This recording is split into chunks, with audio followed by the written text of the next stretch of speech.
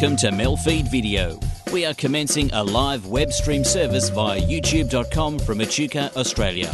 We currently conduct these streams on Monday evenings, with other times to be added as more opportunities arise. Please visit our website MELfeed.video for further information. This web video project presents old and new community TV programs. Please enjoy your stay with MELfeed.video.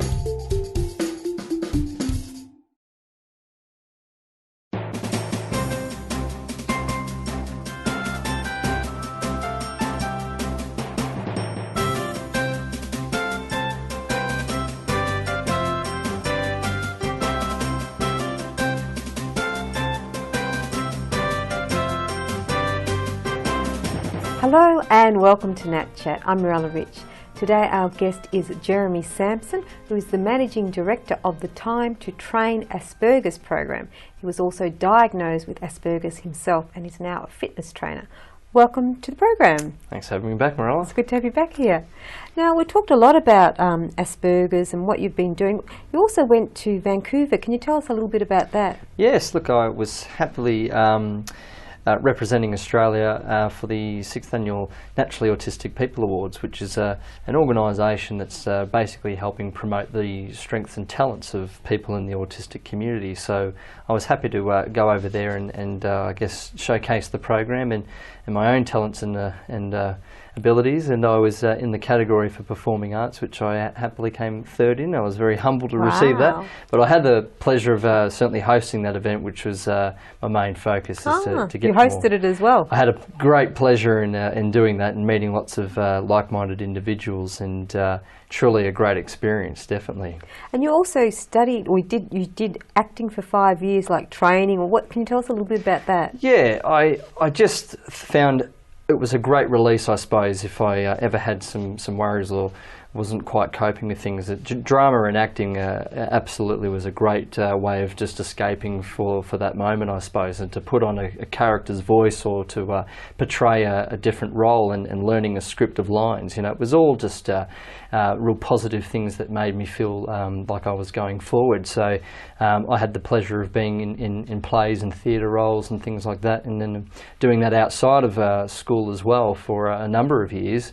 You know, that was all to help improve my articulation of words and vocabulary skills, and just feeling a lot more relaxed, but to network with others as well for that social interaction. So yeah, and it's good for confidence building for anybody, isn't it? Huge. Yeah. I can't stress enough the importance of certainly drama as something to adopt into the routine with for those with autism is a great way to improve further on those sorts of skills, definitely. Because I did a bit of acting as well, studied acting, and the way you lose inhibitions is doing acting workshops. Yeah, absolutely. Because you have to do the most foolish things in front of everybody. You do. And it's got to be really made fantastic, and it's foolish. It's funny you say, like, and here you are now doing hosting roles. I from the early age of about 13, 14, was always interested at getting behind the camera and wanting to be a television host, and I think it was just that went back further in life from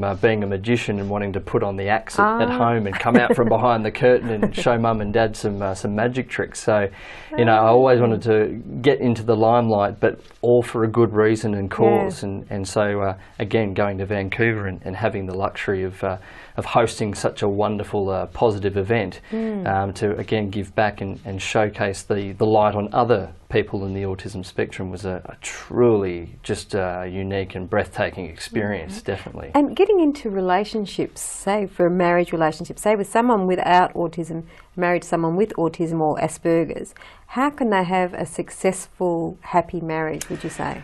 Ooh, good question. And we've really gone from one topic to another, but I think definitely, the relationships between someone with autism and with someone without can be quite harmonious, can certainly be quite successful, and feel no different to any other relationship out there in the world. It's really just about understanding and channeling your positive energy into trying to learn and understand that person that you're with, and making them aware, certainly in a positive, open, honest way, that you do function a bit differently, that you do respond and process things a little bit differently, but you mean well. And I think, like common sense, is a big part. Just absolutely going along with things and making sure that you're always on top with the communication and understanding. Arguments between people with autism and people without autism can be a little bit more directed towards that person with autism. Oh, I can't stand you, you find you're too overbearing and you do this and you say that and it's just all wrong.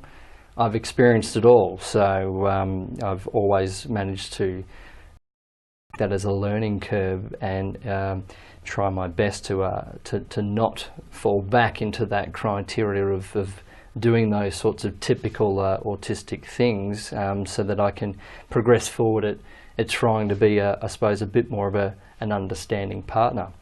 So again, people with autism absolutely can go on to live a fully happy, understanding relationship full of love and honesty, and that can be everlasting.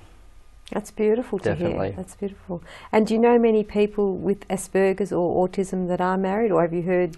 Well, there many was a stories? gentleman that I worked with, funnily enough, that he wanted to definitely experience the dating and the relationships, and certainly one day marriage. And he worked with me for a couple of years, and we managed to get him up to that point where he was married for a period there, and and I suppose that the rest is history. But a period there, does that mean he stopped, or? Well, I think certainly had its ups and downs, just as any relationship. So, but I can only hope that certainly whatever has happened from then onwards, he's taken away and learnt from it. So could be certainly doing very well.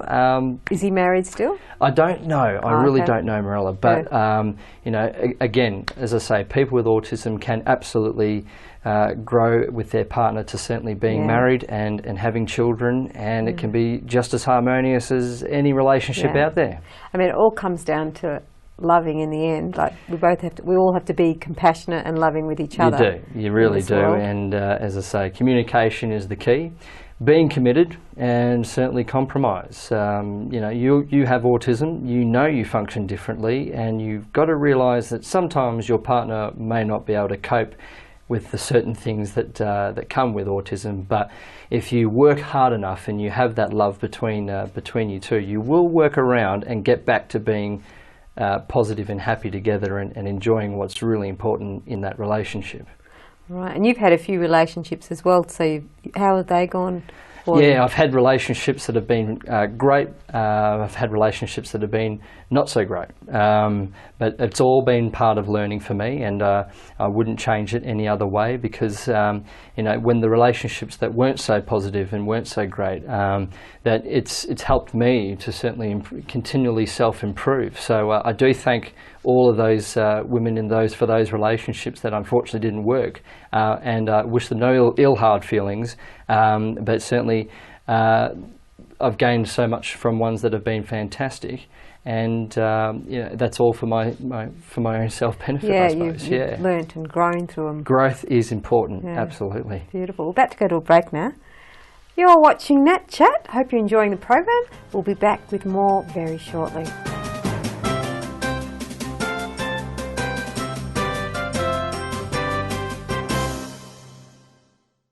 Joy, well-being, community, inclusion. Special Olympics is a global movement for people with an intellectual disability, creating a world of inclusion and community through sport, where every person is accepted and welcomed, regardless of ability. One athlete, one volunteer, one family member at a time, helping to make the world a better place. Join the inclusion revolution by supporting Special Olympics. And choose to include. No one knows what to say. I try and treat him the same as I always have. He didn't want to give up. He just couldn't. Caring for Catherine was tough, but when I look back, it was the best thing we ever did together. It's hard to know how to talk about dying. These people know. If you need to know how, visit lifeanddeath.org.au and join the conversation. Hi, I'm Lane Beachley. Australians have recycled enough printer cartridges to cover Bondi Beach 12 times. That's kept 11,000 tonnes of valuable resources out of landfill. Drop your used original cartridges into the special boxes at participating retail outlets, and they'll be turned into new products from pens to road surfaces. Help us keep up the good work. Find out more at cartridges.planetark.org. Northern Access Television will turn 30 in 2020. We are planning a celebration night with a book and a special TV show about our history. If you're a past member or a volunteer of NAT, we would love to hear from you. For more details, visit the website nat30years.info and find out how you can help celebrate 30 years of media for the community. The 30th anniversary of Northern Access Television. Let's celebrate in 2020.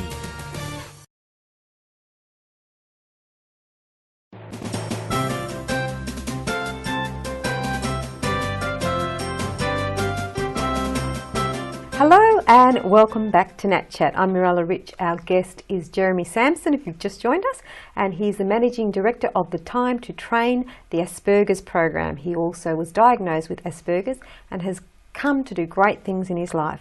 Welcome back to the program. Thanks, Mirella. Now, we were talking a little bit off camera as well about the environment. How does the environment affect people with Asperger's or bring Asperger's on?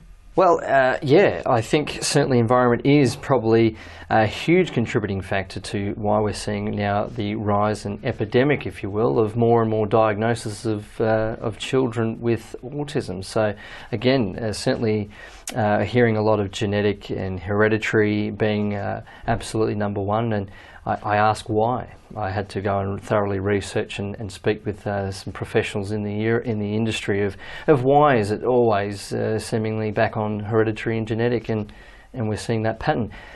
Environment of today, with all the technology, we're now 2015 as opposed to back in the 1950s and 60s, is very, very different. And lifestyle and food and minerals and exercise, the whole routine of life and the environment is so much different. So I feel that we are seeing the rise and increase in autism, Asperger's, purely because we're living in an environment that's far more stressful, far more busy, far more all of these things. And we're just seeing more and more autistics being unearthed, I suppose. They're finding it more difficult to cope.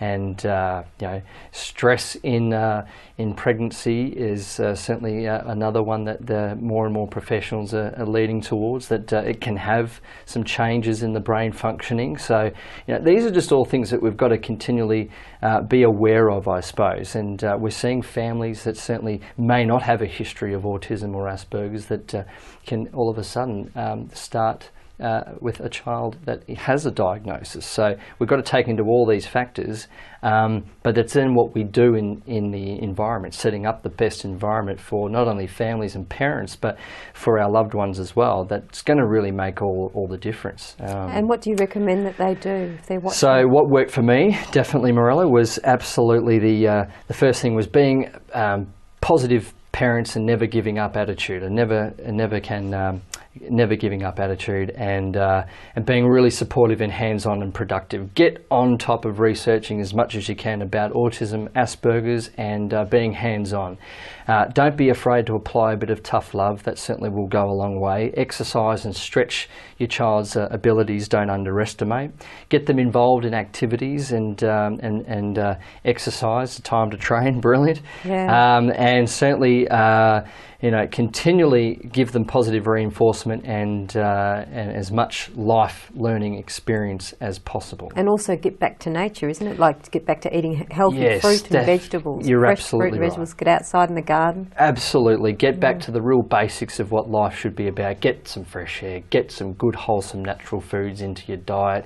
Get some more sleep and relax, take up things that make you feel a bit more calm and build on those coping skills, and definitely move your body and exercise and strengthen yourself, because that has such a significant amount of benefits on your body and brain. That's right. And putting it all together, doing it. And also for others to have compassion and love towards Yes. Other people, because that'll help them be more confident in themselves. Absolutely. So again, that's all environment. We want to make sure that we're always embracing those situations. We're around loved ones and feeling really good and positive and taking that on board. But I think as well, I've certainly benefited even from when it's been negative environments. So taking that on as a learning experience. That's not who I want to be, but I've now learnt all of the negatives of what environments can do as well. So, stopping yourself from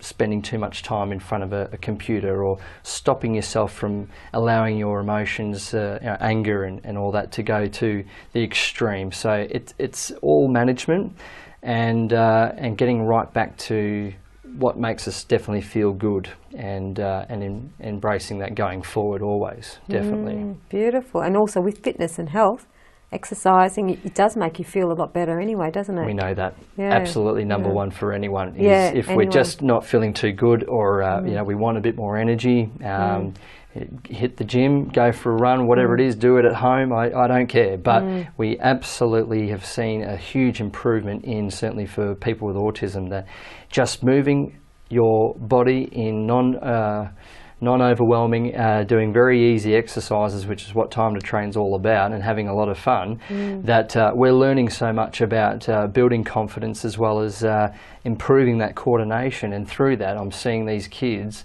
one success story is definitely a child, 7, who absolutely couldn't kick a football or play football to save himself, now is going to be firmly involved in Auskick and can do all the skills as great, if not better, than other kids that don't have autism. So I hope to one day see Time to Train and the whole concept of exercise being a huge part in other sports that we want to get more and more children involved in. That's beautiful. And do you ever have difficulty motivating yourself to train?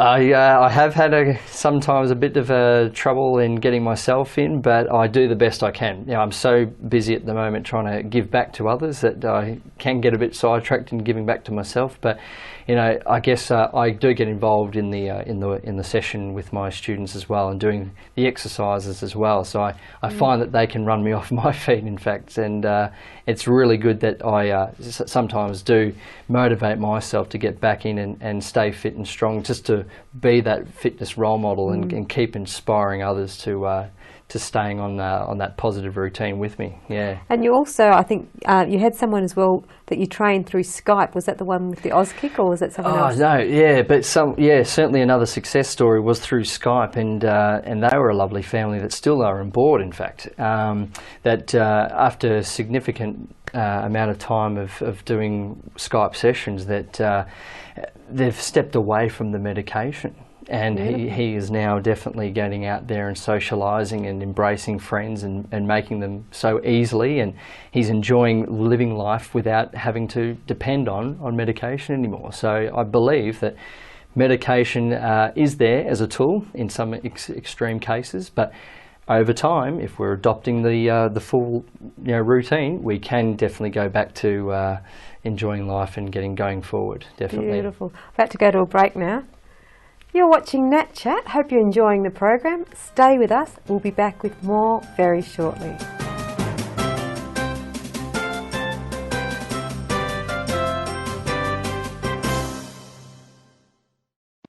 If a man's home is his castle, his shed is his kingdom. It's a place men can hang out with a few mates, build a few things, even if you haven't before, and give back to the community. No man should be without a shed. The Australian Men's Shed Association is working to provide a shed for all Australian men, and they have over 400 already. Visit your local shed, build your community, and make a difference. Find a shed near you.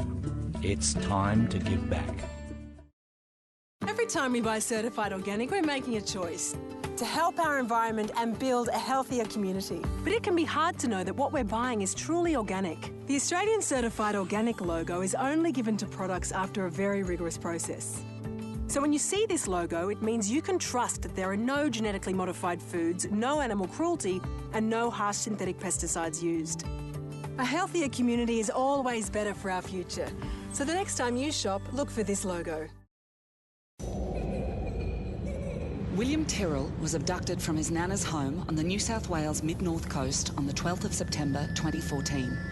And somebody knows who did it. Do you? There is a $1 million reward for information that leads police to William. That's 1 million reasons to make the call. Contact Crime Stoppers now. 1800 333 000. Make the call.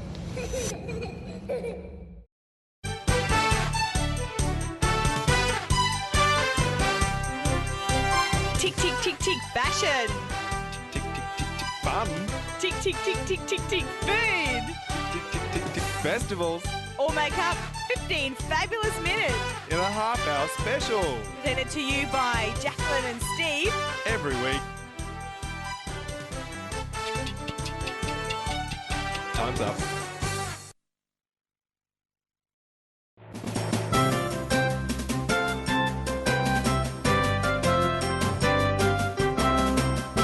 Hello and welcome back to NAT Chat. I'm Mirella Rich. If you've just joined us, we're here with Jeremy Sampson, who is the Managing Director of the Time to Train the Asperger's program.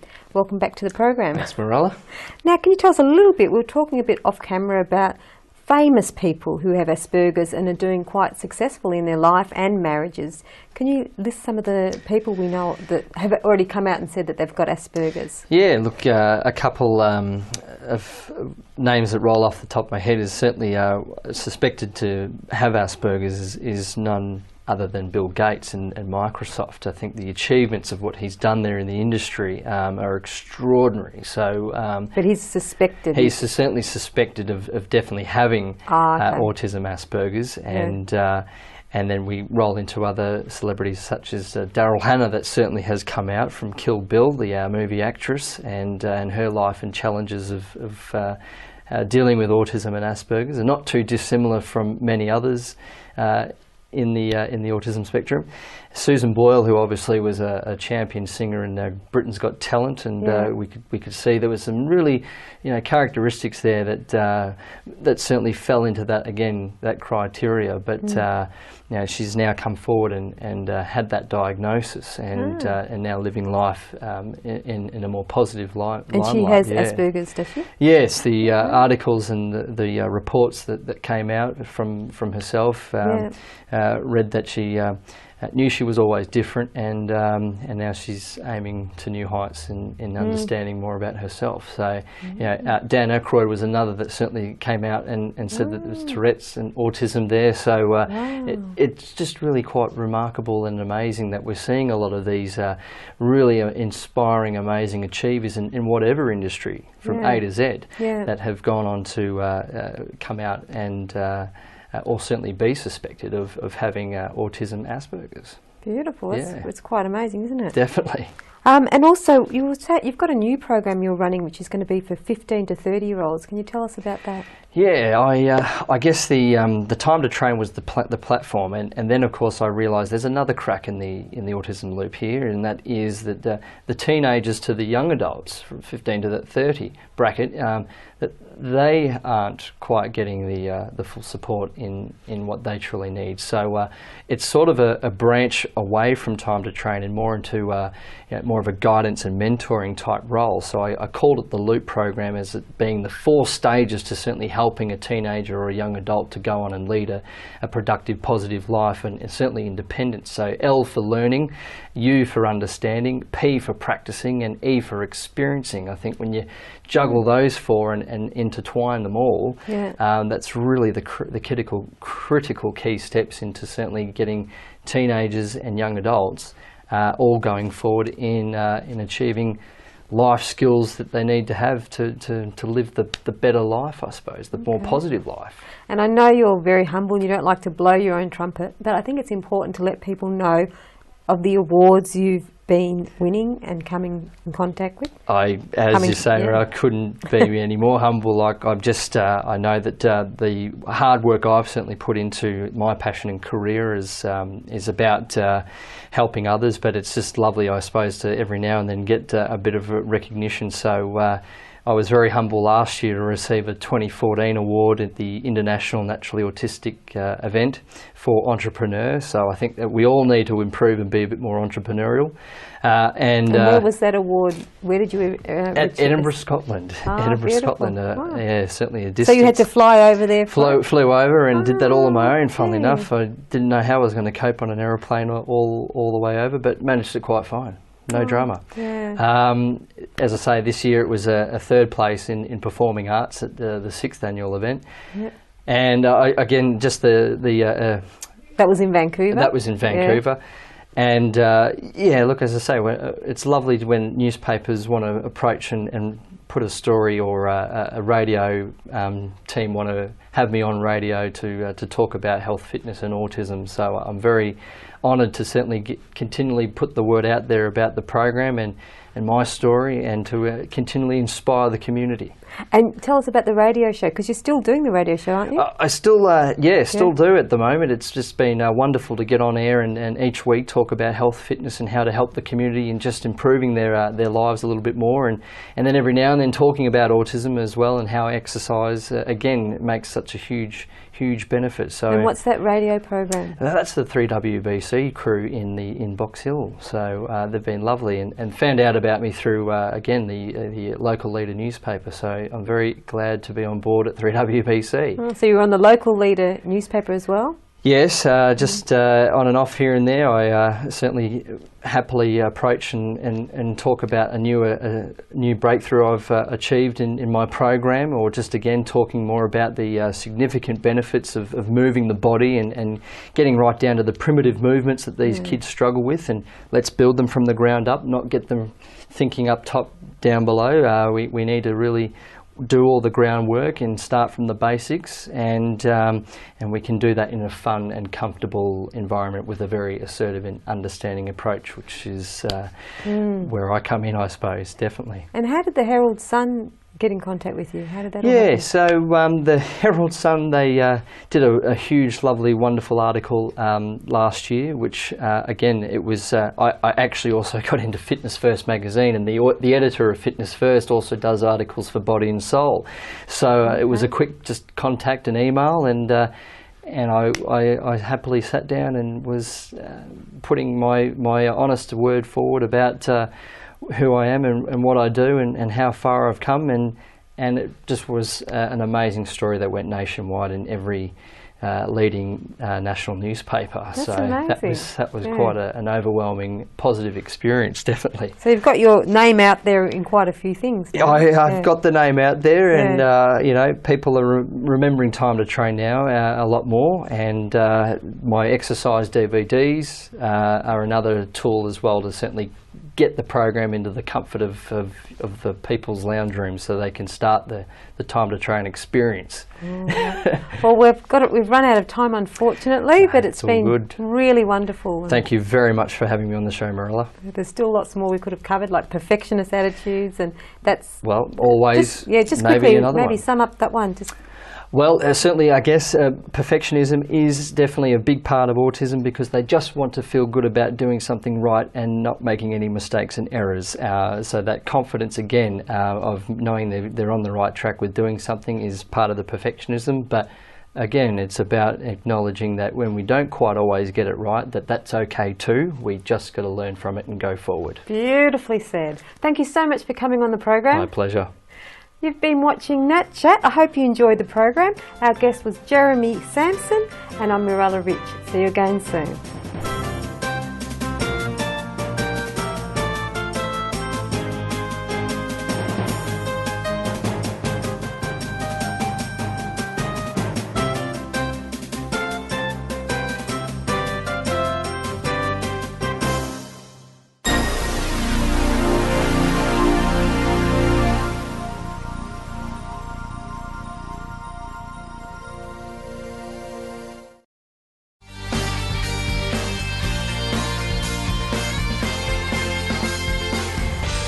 Performance Poetry comes your way with Red Lobster every Monday night at 9:30. Live streamed from Echuca each week, this is MELfeed.video, a different sort of TV.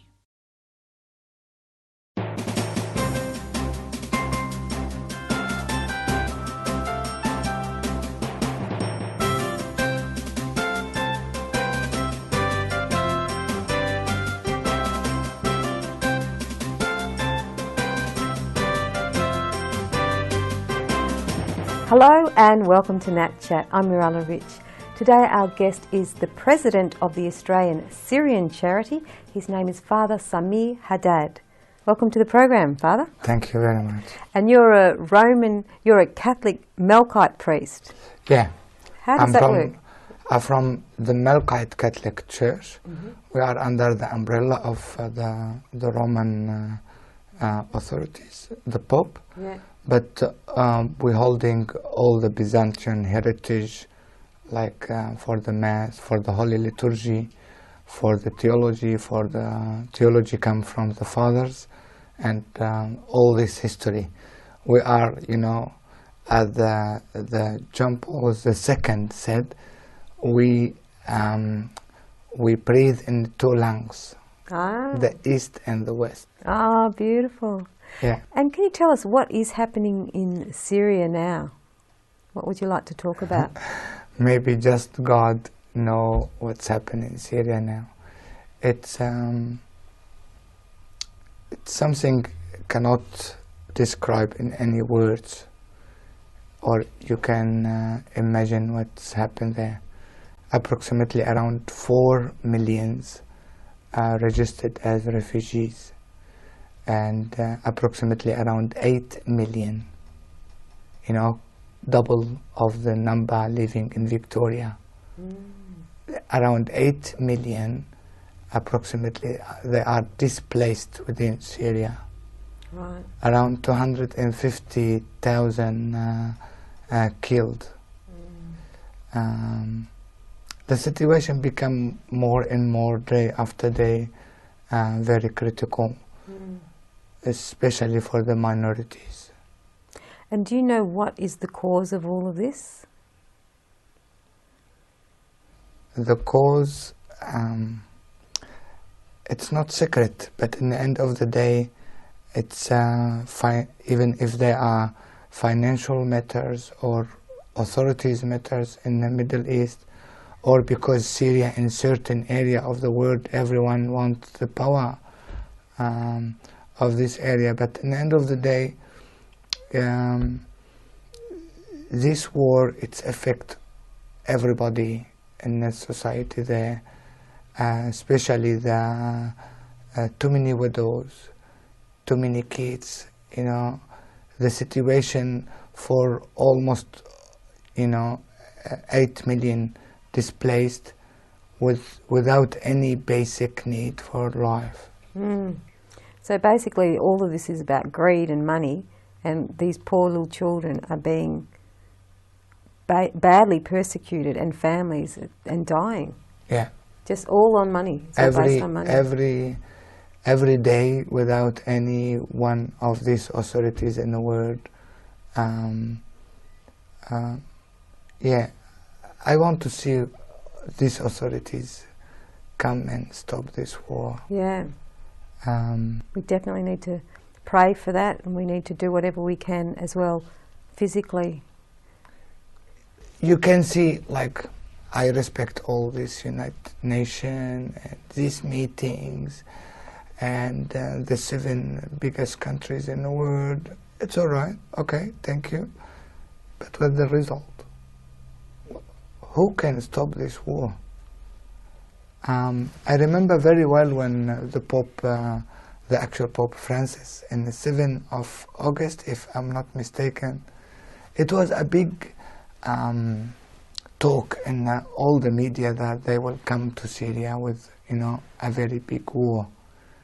And the Pope Francis called for all the Catholics to pray together. I remember very well the next day this war stopped for some reason. Wow.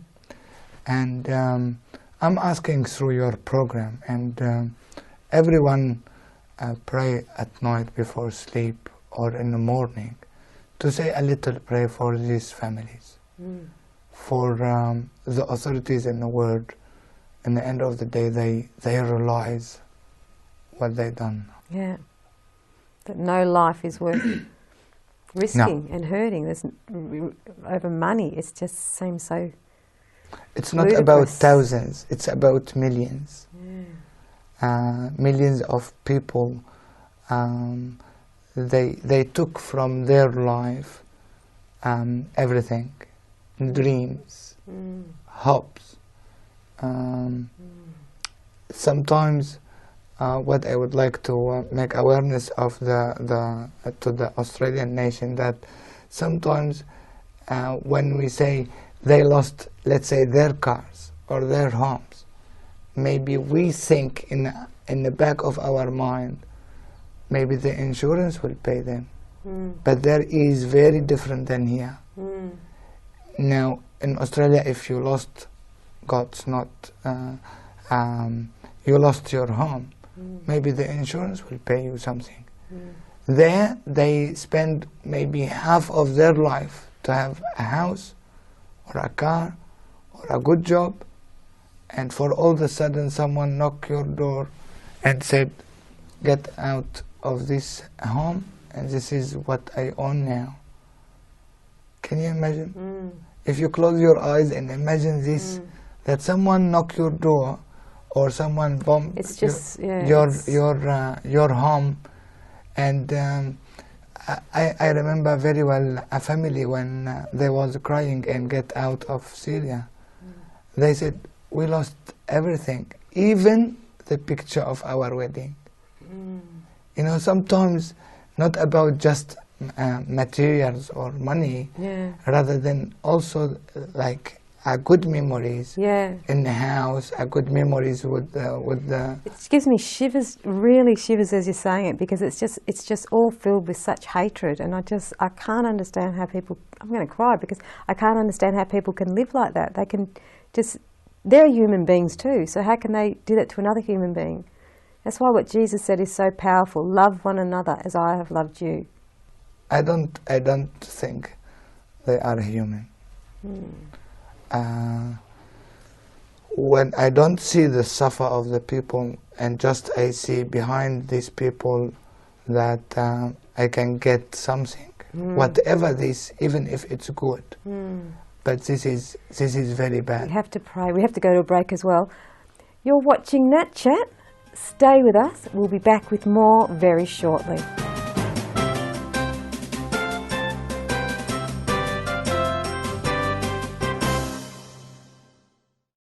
I'm able to dream, I'm able to smile, I'm able to grow, and I'll go the extra mile, one day at a time. So put your hands together, we can change lives forever. Together, we're able. Able Australia. Together, we're able.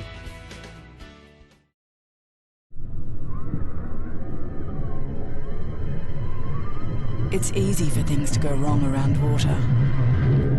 More so if you can't swim. It's great seeing kids confident in the water and enjoying themselves. An important part of keeping kids safer around water is learning to swim. There are over 600 registered swimming schools that run the Australian Unity Learn to Swim program. To find one, go to the Swim Australia website.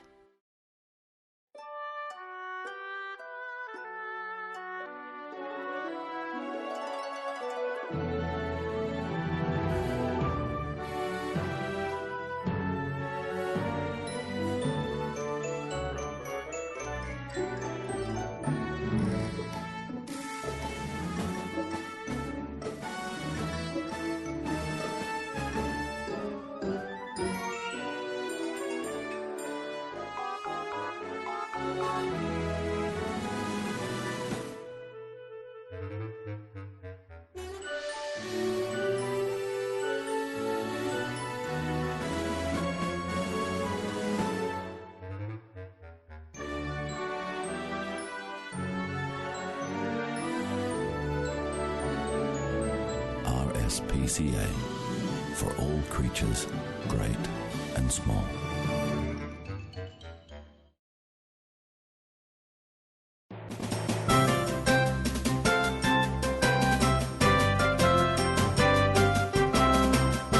Hello and welcome back to NAT Chat. I'm Mirella Rich. We're here with Father Samir Haddad, who is the president of the Australian Syrian Charity, and he's also a parish priest in Melbourne. Welcome back to the program. Thank you very much. Can you tell us, Father, what is Syria for you? Tell us a little bit about Syria. And you're from Syria yourself, Yeah, aren't I'm you? from So Syria. tell us a bit about the history of your life and Yeah, I Syria. born next to Damascus, a village called Yabrud. But actually, when you say Damascus, it's the oldest city in the world, still the people living in. And when you walk in Damascus, especially when you visit a corner in Damascus called Hanania, when was St. Paul baptized. Around 6 years ago, when I was in Syria, I come to this place, and every time I walk in, and by the way, you go by the stairs, and when you stand there where St. Paul was baptized, you know, you feel that you connected around 2,000 years ago. 2,000 years ago. So much history there, isn't St. Paul and Hanania was there. Hanania. And I, in a way or other, I repeat what I read and do meditation about St. Paul in my head. How was, St. Paul? What was the story? How St. Paul was come to Damascus to kill, and Jesus Christ changed him. And maybe I'm asking all the Australians to do a prayer that all these people come to Syria not just to kill the Christian, to kill for the reason of killing or for the reason of whatever. That these people will be changed as St. Paul changed in the door of Damascus. Pray for their heart to change, that they start to hear Jesus in their heart. Each person can. St. Paul changed. This is just amazing. Like St. Paul changed. This is 2,000 years ago, and now it's happening today. It's, we can pray for them. Everyone in Melbourne, everyone in Australia can pray. And in Syria, where in Antioch start the Christianity, and move from Antioch to Damascus, where is the head of the churches, the Eastern churches is there. You can not just feel the history, rather also then this powerful theology come from the churches, come from all these people. They was in the churches, pray all the time. The family that they raised their children in Jesus Christ's faith. Also, the population in Syria approximately around 23 million, 24. 7% is Christian. Only 7% Christian. Yeah. Gee, that's amazing. From the history, and they're still there. Every time they kill half of them because they, in a way or other, I don't know why, we should hold the cross. But anyway, if we follow our teacher, this is our grace. But in the end of the day, yes, we are always not necessarily just from the Muslims, but we are targeted in a way or other. But by the way, we live with the Muslims a very good life before all this happened. Okay. And for all of a sudden, someone like put fire in a way or other, and in the end of the day, the religion, it's not for you to kill. Absolutely. Yeah. And not for me to hate. No, yeah. Because my religion, if we can say that Jesus came to this earth to make a religion, I believe it's the Christianity is not a religion between two quotes. It's more than a religion. Maybe it's about a way of life. Yeah. And this way of life Love and that respect. Jesus asked us to follow his example. Yeah, he said even love your enemies. And even if we think anyone in this world it's our enemies, we should pray for them and be part of this love nature around the world. And this is what we should do. I know too many people suffer in Syria from this killer, from this killing people. But in the end of the day, we're asking God that through the prayers of the Mother of God, that protect Syria. Yeah. Not just the Christian, protect Syria and the population there. Yeah, that's beautiful, yeah. And if everyone decides to love, every human being has love in them, so every human being can love, no matter what religion, race, colour, creed they are. Every human being can love, you know. That it's a choice. If they think a little bit about that, I'm a human being. If just I want myself or selfish or centralized, you know, without see anything around them, yeah, it will be... and life is so much better when you love anyway. You're happier when you love. Even if you don't, you're not getting all this money, or these people are doing things for money, what's that going to give you in the end? But maybe this is you. Yeah. The other people maybe they will think why I should love and put the other before me. If I will be selfish, I will be satisfied. But maybe but later on, you would never yeah, be. Maybe later on they will discover that. At the end of the day, yes, when you love and you give, it's more happier than when you take. 100%. You have joy, and you can't Yeah. buy joy. Yeah. You can't buy joy or peace. That comes from loving. Thank you. We're going to go to a break again. Thank you. You're watching NAT Chat. Hope you stay with us. We'll be back with more very shortly.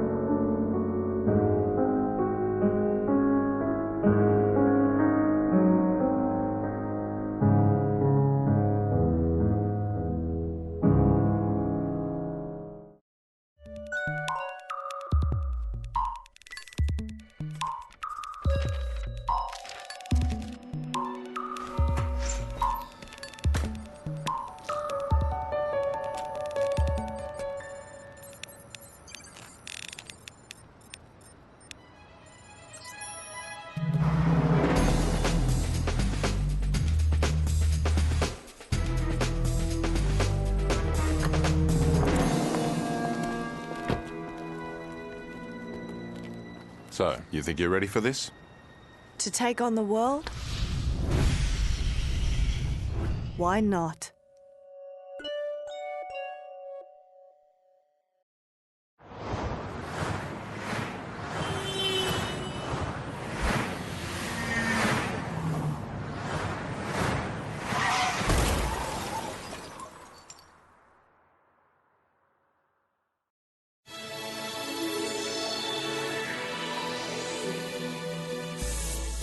For over 80 years, the Royal Flying Doctor Service has been providing a mantle of safety across our vast land.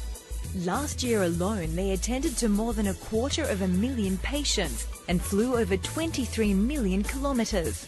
That's the equivalent of flying to the moon and back every fortnight. Whether it's an emergency rescue, delivery of urgent medical supplies, or an air ambulance transfer to a major city hospital, the Flying Doctor is always out there for everyone. Let's keep it that way. Donations to the Royal Flying Doctor Service can be made online, by cheque or by calling the number on your screen now. All donations over $2 are tax deductible. So please give generously and help keep the doctor flying.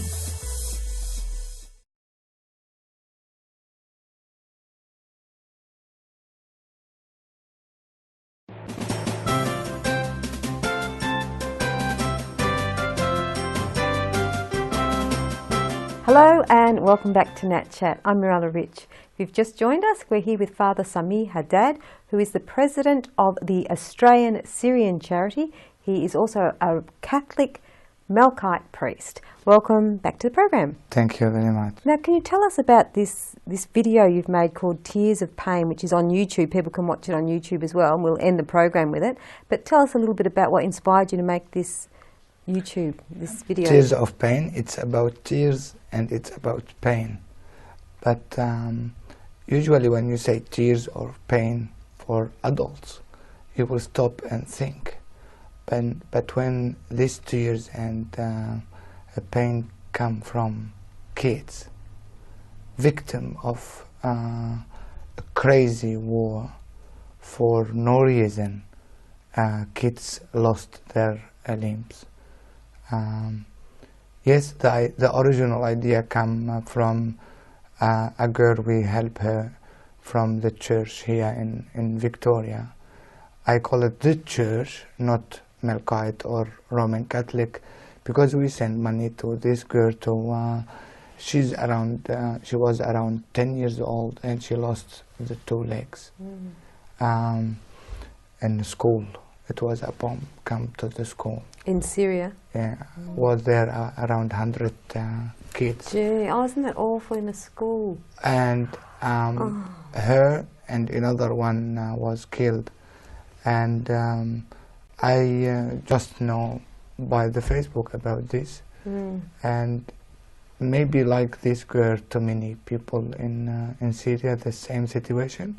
We have approximately around 1,500 people like without limbs, and we make Tears of Pain to make awareness to the Australian society and as well as national to see how we can help. Too many ideas around, too many doctors they call, say what we can do. And I would like all the people watch the video, if everyone send it to 10 people and every one of us pay maybe $10, we can make a little different. $10 for us is maybe nothing, but you can watch the video in syriancharity.org.au, and there are people like look after the account and stuff, and they will contact with the non-profit organization in Syria in order to make this function quickly. And on behalf of, let's say, Australia, church in Australia, I don't know, the good people in Australia that they are willing to help. Maybe I invite you to watch this video. Not just once, twice, and even if you cry, come back and watch it, because this is the reality. And you will not cry if you watch it, but you'll be moved as well in your heart, you know, to see really the reality. And you're right there, like you lived there as a priest for 11 years and you're still in contact with people there, and you're here now. So when you're giving to this charity, we're giving to someone who's actually part of it, like part of it, literally, who's the president of the charity, but also knows. It was a priest in Damascus. For the last 25 years, he done work for the children without limbs. Okay, we have to end the program now, but we'll come. Could you come again next week? If you want, we can talk more about the video. And we'll leave the viewers with the video right now. So thank you for watching NAT Chat. We'll leave you with this video. Open your heart. We'll see you again soon. Bye for now. شو عم تعملوا عمو؟ نقى خبز. العالم بطرانة عم تكب الخبز هون. لك قديش طلعنا واستعفي بالأرض. بدل العالم بتعطي لحدا بتكبهم. منين الخبز عم يجي؟ مساعدات الفاتت للناس. وانتم ما استلمتوا شيء؟ لا. لو استلمنا شيء في عنا اكيد ما كنا نجيله لهون لنقى خبز وناكله.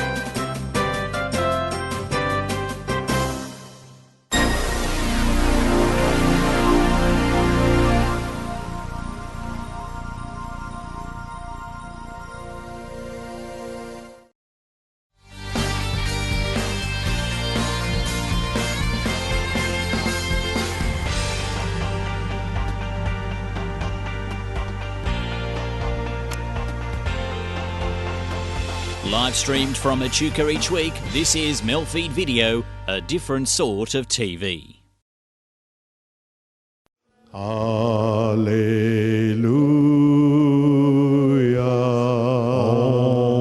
Om Mani Padme Om. Allah.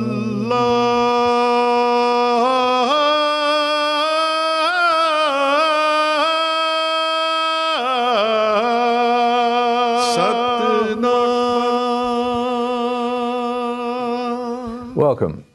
You're watching Harmony and Diversity, and today we're speaking with Kate McMahon, and Kate is a member of the Religious Society of Friends. Thanks for coming, Kate. That's fine. You haven't always been a Quaker, have you? No, I haven't. I was born in the UK, just at the start of the Second World War, and my parents were quite strict Church of England, so I was brought up in the Church of England in a village community, and had a very happy time. As a young person, I was confirmed as an Anglican, and then at the age of 21 I came to Australia with my first husband, and we had 3 children, and I belonged to a church in suburban Melbourne where I was very happy. And things were going along really nicely in my spiritual life. I felt very comfortable. And then I had a pretty dark patch, and my marriage broke up.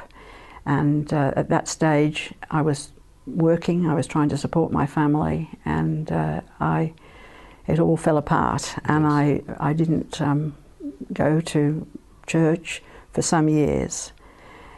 I still kept my faith, I still believed, but I didn't find the comfort I was looking for at that point in my life. And then later, about 1980, I met my present husband. He had been a candidate for the Catholic priesthood for some 7 years, I believe, and he had become a Quaker. And I was a bit sceptical about it in the beginning, and I didn't go to Quaker meeting with him. But after a while, I started to go. It was very strange in the beginning because an hour's silence is rather unusual. But gradually, by osmosis, I began to really appreciate what was happening, how I loved the peace, I loved the meeting for worship, and I could see how central it was to my husband's life. And I didn't feel committed to take membership at that time. We were married. I married my second husband in a Quaker ceremony at the meeting house in Toorak. But I still was not committed to actually wanting to take that step from being an attender to being a member.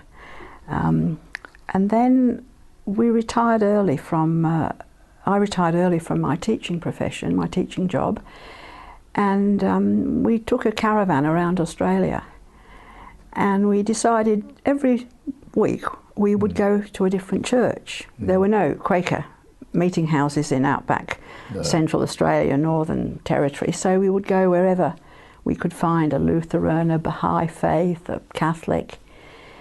And it was a most interesting and rewarding experience to see how other people worshipped. When we finally got to Perth, we went to the Quaker meeting there in Fremantle.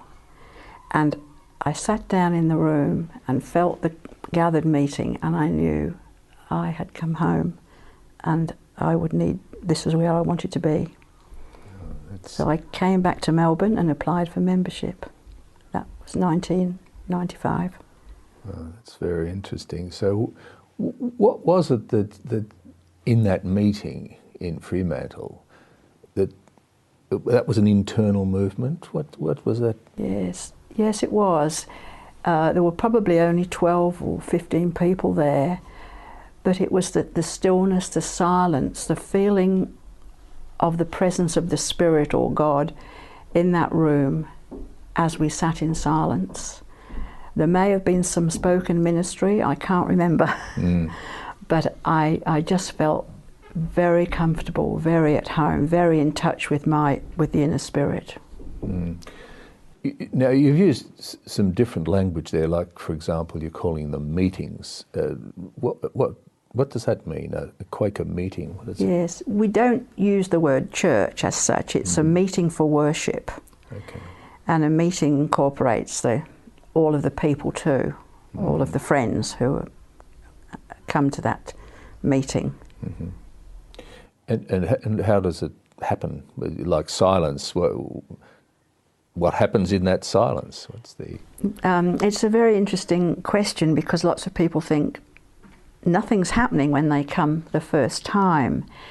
But as you become more used to it, you realise lots of things are happening. Sometimes someone may speak, an elder may read some advices and queries. This may cause people to think, to feel moved. Others may get up and speak from the heart. We don't take written literature in to read. We don't have written prayers or singing. People are moved to speak, and we always have silence between spoken ministry. Sometimes we might have a completely silent meeting where nobody speaks, and sometimes those are some of the best meetings, because there is a real feeling of being gathered, of everyone together. The silence is an amazing experience. Yes, yes. Now, with that silence, there's a way in which you, where there's issues can sometimes be solved in those meetings. Is that right? Between, like, a person has got a problem and they bring that problem forward and leave it to the meeting to address it in silence until someone speaks? I think you're really speaking about a clearness meeting. That's not a meeting for worship. Isn't it? Okay. We have meetings for clearness, we have meetings for worship, we have a meeting for healing. Oh, they're quite We have distinct. a meeting for business. They're all gatherings of Quakers, but they have a different purpose. I think we might have a look at some of those meetings, because that's fascinating. So, as you say, there's no scripture. So where is God in this? Where is God? The Quakers' main belief, it's a fairly simple religion, but the main belief is there is that of God in everyone. And God made time, and we've run out of time for this segment. Yeah. We'll be back in a moment.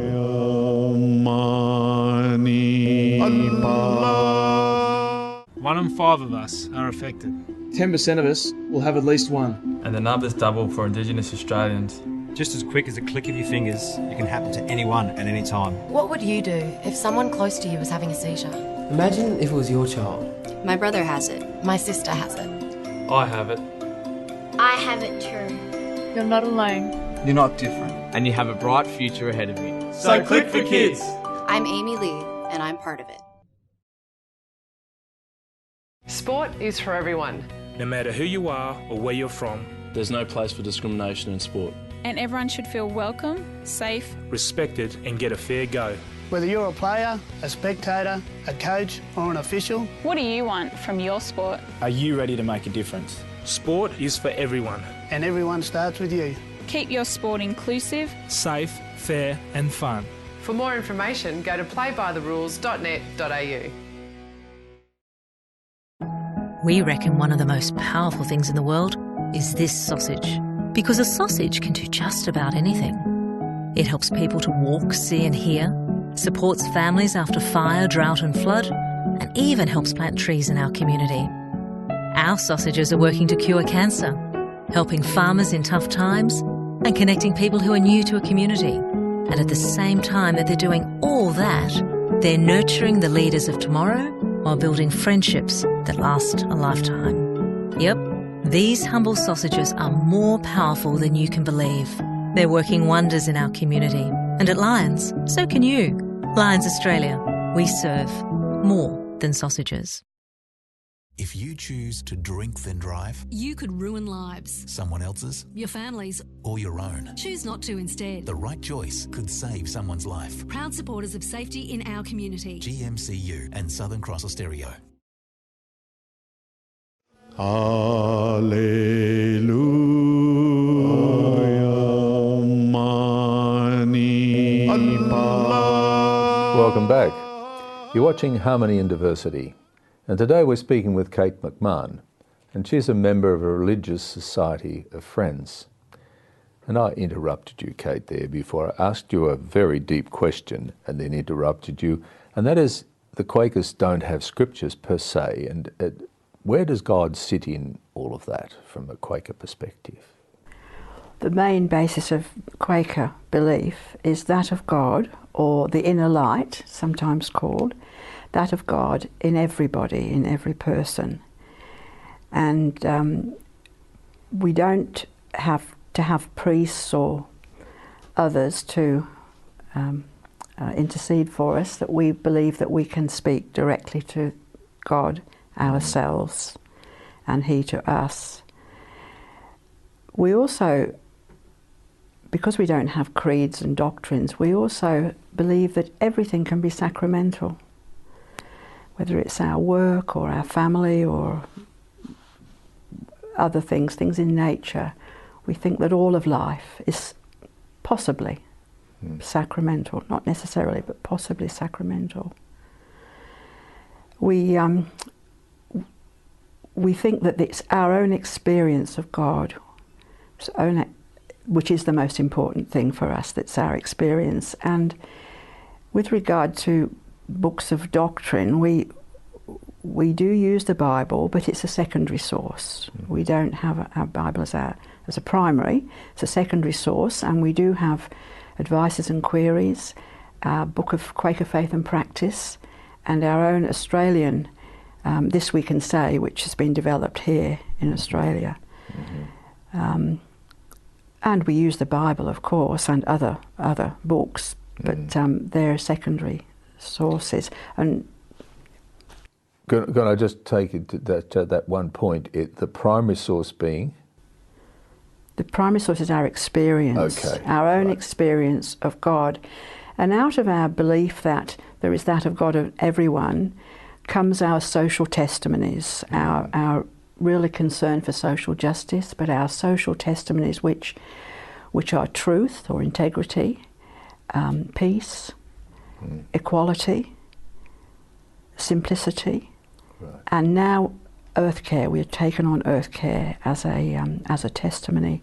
So those are the testimonies that are a framework for our life and our beliefs. So in those meetings, in the silence of the meetings, is that giving the opportunity for the God within to be expressed in whatever way? Yes, we sit in silence and we wait for the Spirit to move us. We believe it's just as important for those of us who sit in silence and don't give vocal ministry as those who do. There may be some in a meeting who often give vocal ministry, others who give it rarely, but it's all regarded as important. And so you don't have pastors or anybody in an organised structure like that? No, the Religious Society of Friends in Australia has a secretary, a paid secretary, and we now are employing an earth care worker who works out of Canberra meeting. At the local level in the States, we are all voluntary. We all are doing the work ourselves. And you hold a voluntary position yourself, don't you? Yes, I'm the clerk, the local clerk of the local meeting in Toorak in Melbourne. And so when you have a meeting, you actually go to that meeting without any collective concept of what it's going to be about this today or it's going to be about that. Yeah, that's quite right. We don't go with pieces to read or things to say, but we go with heart and mind prepared. So we try to be quiet and thoughtful and peaceful before we go to meeting, and then we wait to see how the Spirit moves us. Okay. And it's how the Spirit moves us. We don't jump up and speak after somebody else has spoken. We allow time for the ministry that's been given to be received. It may be that ministry is not for everyone. It may not speak to me, but it may speak to others in the meeting. Right. So we try to be very respectful of that. It's a very democratic process. And as you unfold it, the Quakers had fairly severe persecutions in the early days. Why would that have been, do you think? Oh, because they were against all the fripperies of the church, of the priests and the creeds and the doctrines. And of course it was a time in the 1650s of great civil unrest in England. And the Quakers wanted to strip all that away and make a very simple Christian religion, but very simple. And they were not liked. They were very persecuted. No, that was a bit of a Dorothy Dix type question, because what you were saying was so loaded with potential to cause trouble in the early days with other religions that I felt I had to ask you. Now, it also lays the foundation for what is a fairly powerful line of, should I use the word pacifism, or how would you describe the non-conflict, anti-conflict way of the Quaker? How do you describe it? Do you describe yourselves as pacifists? I think a lot of people would describe themselves as pacifists. The peace testimony is one of our strong testimonies. We try to work in a very peaceful way in the world. We also see peace starts with every individual. It starts in the heart of every individual. It should be, peace and non-violence should be central to the life of a Quaker. Yes. Be it at home, in their job, or in the world. Well, in order to keep peace, we're going to have to take a break. Oh. All right. Thank you. We're out of time. We'll be back in a moment.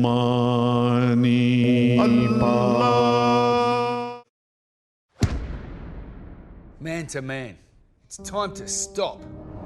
Stop the tragic waste of life and the destruction of families, including your own.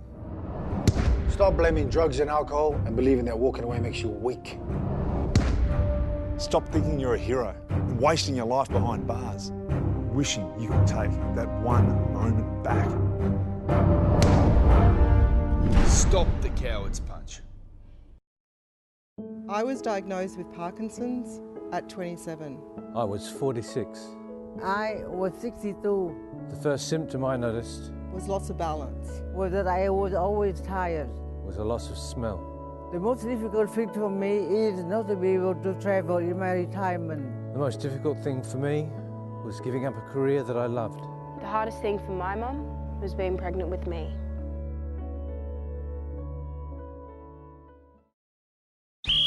Stop! Hold it right there. Have you done your pool safety check? Maintain the barriers, check the gate, and never leave anything that can be climbed on near the fence. Have you brushed up on your CPR skills? And don't tempt kids with toys. Tidy up. Is that all? When kids are around the pool, keep watch. They need your attention all the time. Okay, in we go. Download your free home pool safety checklist and help Royal Lifesaving make this weekend your home pool safety weekend. I got my big break about 5 years ago. My big break came 10 years ago. I got my break about 8 years ago. If you're over 50 and have recently had a bone fracture from a minor bump or fall, you may have osteoporosis. If you've had one break from osteoporosis, there's a good chance you'll have another. Find out more, talk to your doctor, or call Osteoporosis Australia today. Don't wait for your next big break.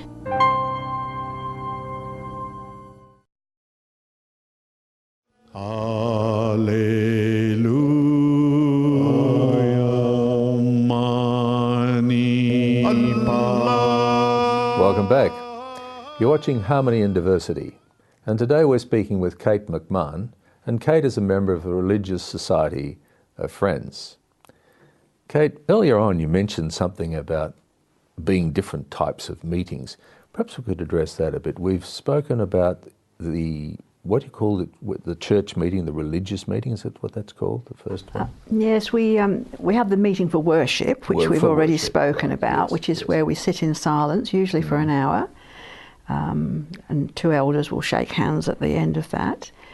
Then we have our meetings for business, where we deal with our church affairs, maybe all sorts of issues about the running of the meeting. And the clerk, well, I'm the local meeting clerk, will get the agenda ready with assistance usually. We always start with a reading, maybe from our own book of practice, maybe from the Bible. We will always recognise the Indigenous people whose land we are worshipping on. We do that always. And then we will have other reports, etc. We will always have news of friends, because we believe community is really important, that we are in touch and caring pastorally for our community.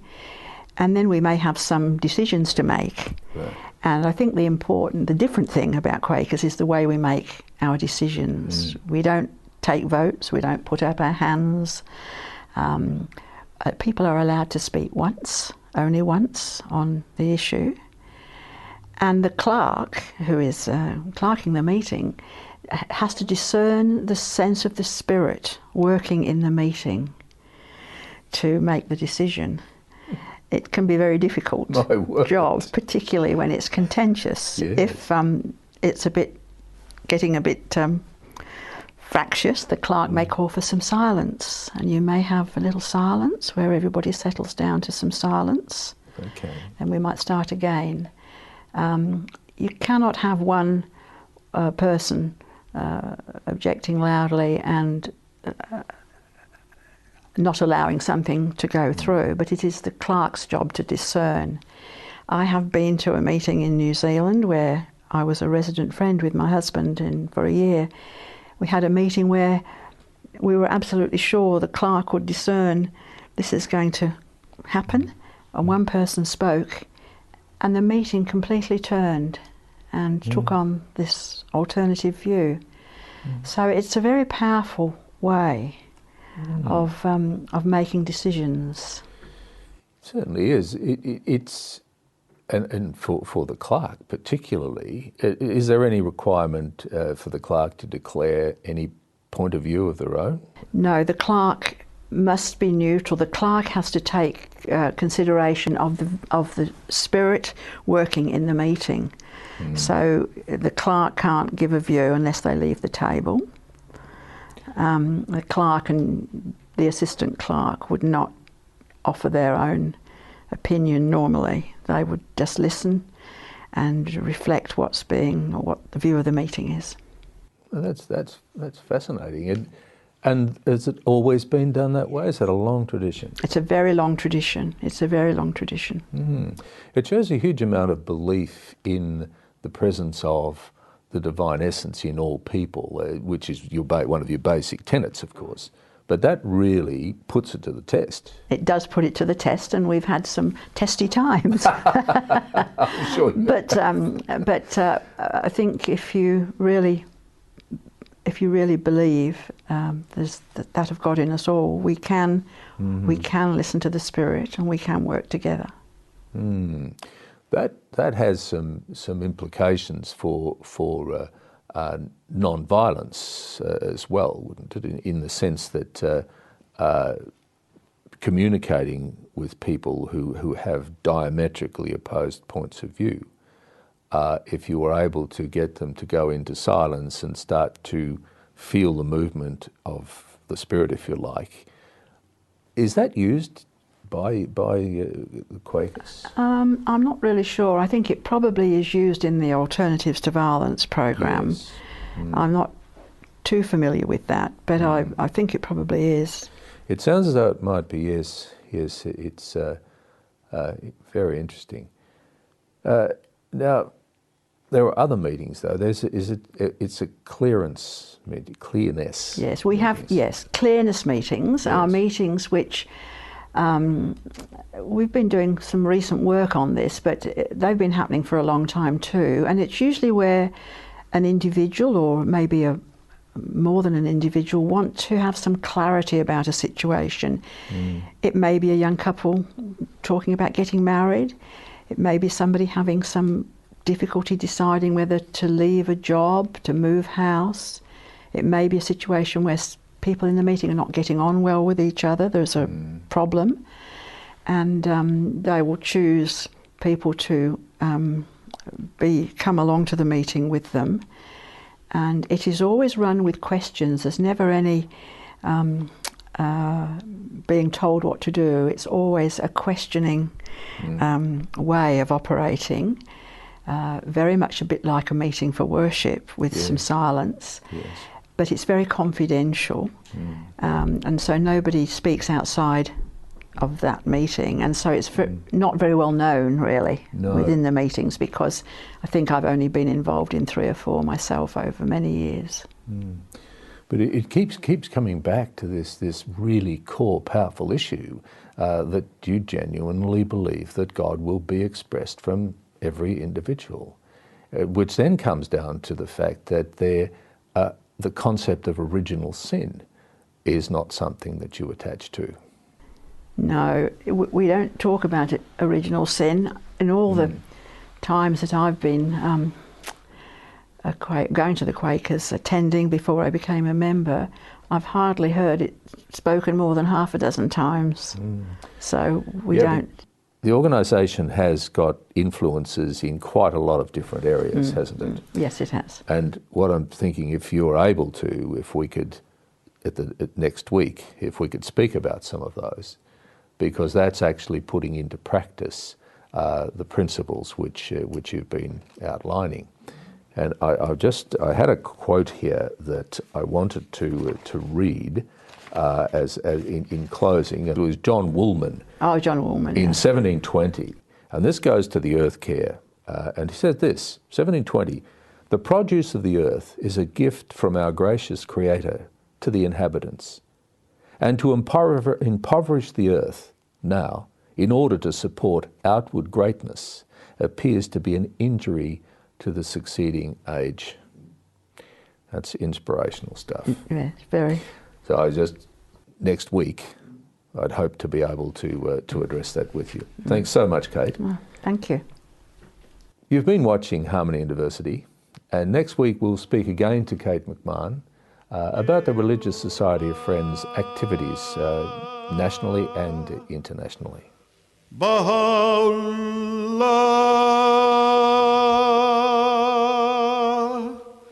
Shanti Om,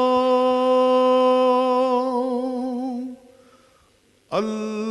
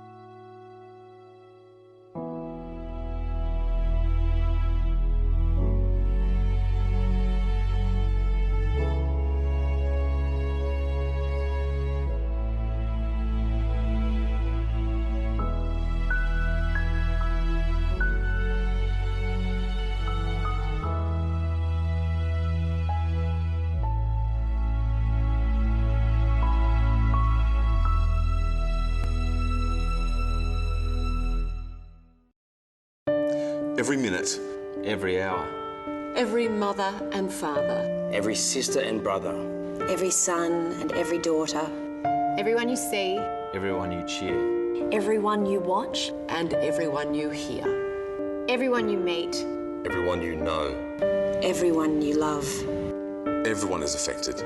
Reach out and get connected.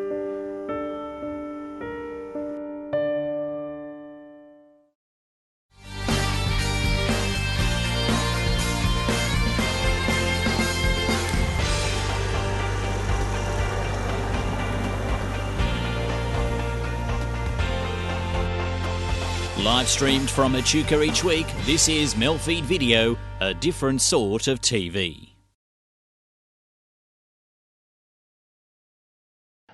The following program carries an MA classification and may contain adult themes and coarse language. MELfeed.video advises that it is suitable for viewers aged 15 plus.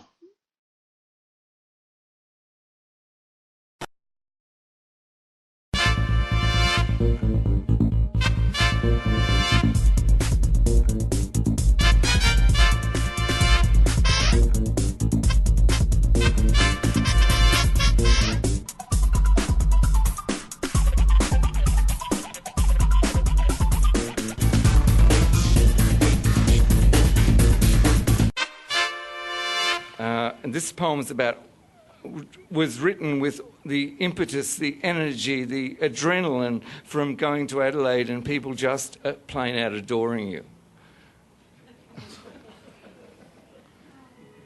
Well, in a very quiet sort of way. Very Adelaide. Motel room, book tour, Portland. In the other room, the fluorescent light makes the plastic cupboards look like the blue of the lake at Mount Gambier, which changes over a few days in November and then fades back after March. Yes, that's right. Scientists can't explain it, though the motels and caravan parks make a fair quid. Melbourne, Adelaide, Melbourne. Sold 14 books equals 1 motel night, a fill of petrol and 2 hamburgers. On the motel TV, Tom Cruise plays an important German, a Nazi who cares. Scientologists have only 2 expressions, interested and mildly disagreeing. All the other actors look mildly disgusted at having to act beside him, walk off screen 25 seconds and 140,000 euros later. Enough to buy a shed in Sardinia or in the Coorong with banks of lavender, like the cupboards in the other room of the motel, purpled out, with the pizza box empty on top of the microwave. The girlfriend, having done the shower experience, falls asleep. Girlfriend's nose sniffs out trouble. I can only be truthful 2/3 of the time. As for the rest, one dissembles. Aliens fly in from distant planets when they've saved up frequent flyer miles at alien supermarkets. I think that's what Scientologists believe.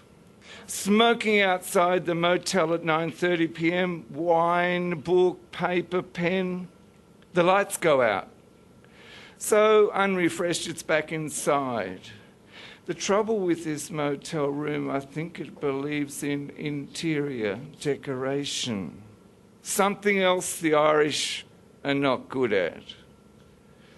Have you ever been to an Irish gourmet restaurant? No, I didn't think so. A small dot on the road somewhere between yesterday and tomorrow. Thank you very much. Too ridiculous to need a ballot. I don't want my ballpoint pens drying because of ballistics. I don't want to be fired at while someone's being hired. And my office equipment used to define my business wrecked while something illegal is slipped or dipped or by a driver that golf ball hits and attempts to take true to carpentry, so I have to use pencils and sharpen my wits for their naughty goldfish, who are then, when sharing and bond dealing into kin deal accounts, while the man drinks, the rouseabout aroused band together, because I'd like to be in a band that's all just a bamboozle of what was forbidden to court and is authoritative prohibition of a extrication, mystifying that tactic of public opinion tactics that play in without knowing the bamboo that pipe tunes the hanging rock spooks for the guff huff that tourists that are not real tourist puffs for our industries and people in this country, and want to summon the outlawry while a ballerina dances in a rip-ragged costume, trances my need for a sentence to capture those who made us compulsory cases for trite and prohibit and tactic, need to be ballsy to stop them. Got to keep that ink flowing so we can belly-rag and ballyhoo those who make our councils ridiculous and attempt to break the innocent when the public told them to get bent and cancelled all their appointments. I made a metal butterfly with wings of painted steel, which a tiny electric motor made to flutter as if they were real. All things are metaphor, if only the mind can see. The force that made the butterfly was the same as fashioned me. I tested it in the garden, and battery-powered it flew the erratic dance of the butterfly over flowers that we grew. All things are metaphor, if only the mind can see. The force that made the butterfly was the same as fashioned me. Then I computerized its brain and stereotyped its ways. Exactly like a butterfly, it was programmed to behave. In the garden, I released it. As summer days grew long, and certain of its good intent, it crushed the flower it lighted on. All things are metaphor, if only the mind can see. The force that made the butterfly was the same as fashioned me.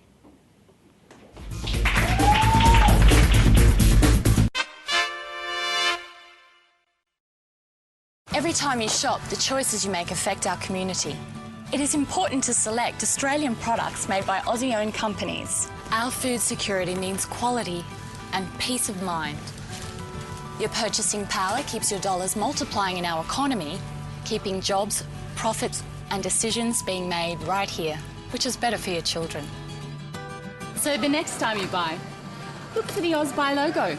It makes all the difference. This bank is helping to save lives. Every year, 500,000 Victorians have no idea where their next meal is coming from. Food Bank Victoria works with farmers, supermarkets and manufacturers to make sure their surplus stock ends up here, to be distributed to those in need. But all of this is not enough. Right now, this bank needs interest, your interest, to support Victorians in need. If you can help, visit foodbankvictoria.org.au.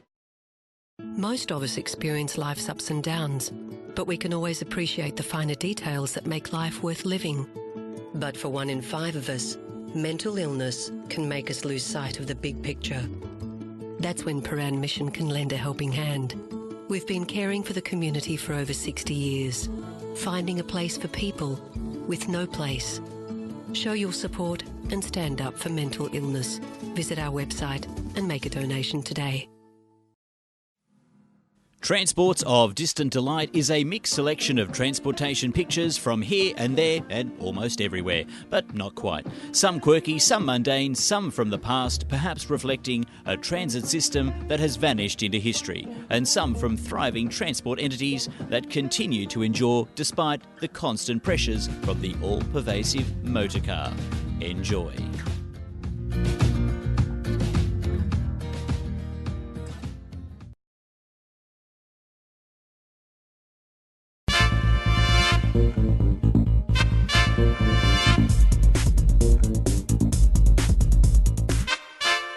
This is a 12-page poem, so I'm just going to read a small section of it. It's called The Decline of Melbourne. The sun rises like a ball on a biro, ready to write the day's next page. The ink gives no relief to sadness and sorrow found in the streets. The black cats have white shadows. No more calls from the Herald boy. Just chuckling of shopping trolleys for the $1. Dirty blankets on a nature strip. Some junkie's bed. They rub their convertibles in the noses of the poor, while psycho motorcyclists do wheel stands around the corner of the police station. It's for the effects of dope, written on the headlines of the newspapers on the magazines in Borders. They watch horror movies at the Nova, but no one is shocked. Marxist supporters sell Big Issue in wheelchairs to compensate for their loss. Commission flat tenants think they've got it made when they clean the shopping mall. Drug detectives take dogs for a walk, buying something at Ishka to give to their hippie girlfriends, but their real want is a homosexual man. Female imitating bold and beautiful to their found dates, have a degree in television, picked up by waitresses that end up doing home help for a living. American students showing off their accents and underwear and tattoos. Ticket inspector drink coffee at Trotters, smelling each other's breath for alcohol. Social workers to schizophrenics, counting cigarette stains on their teeth, making out they've done mathematics.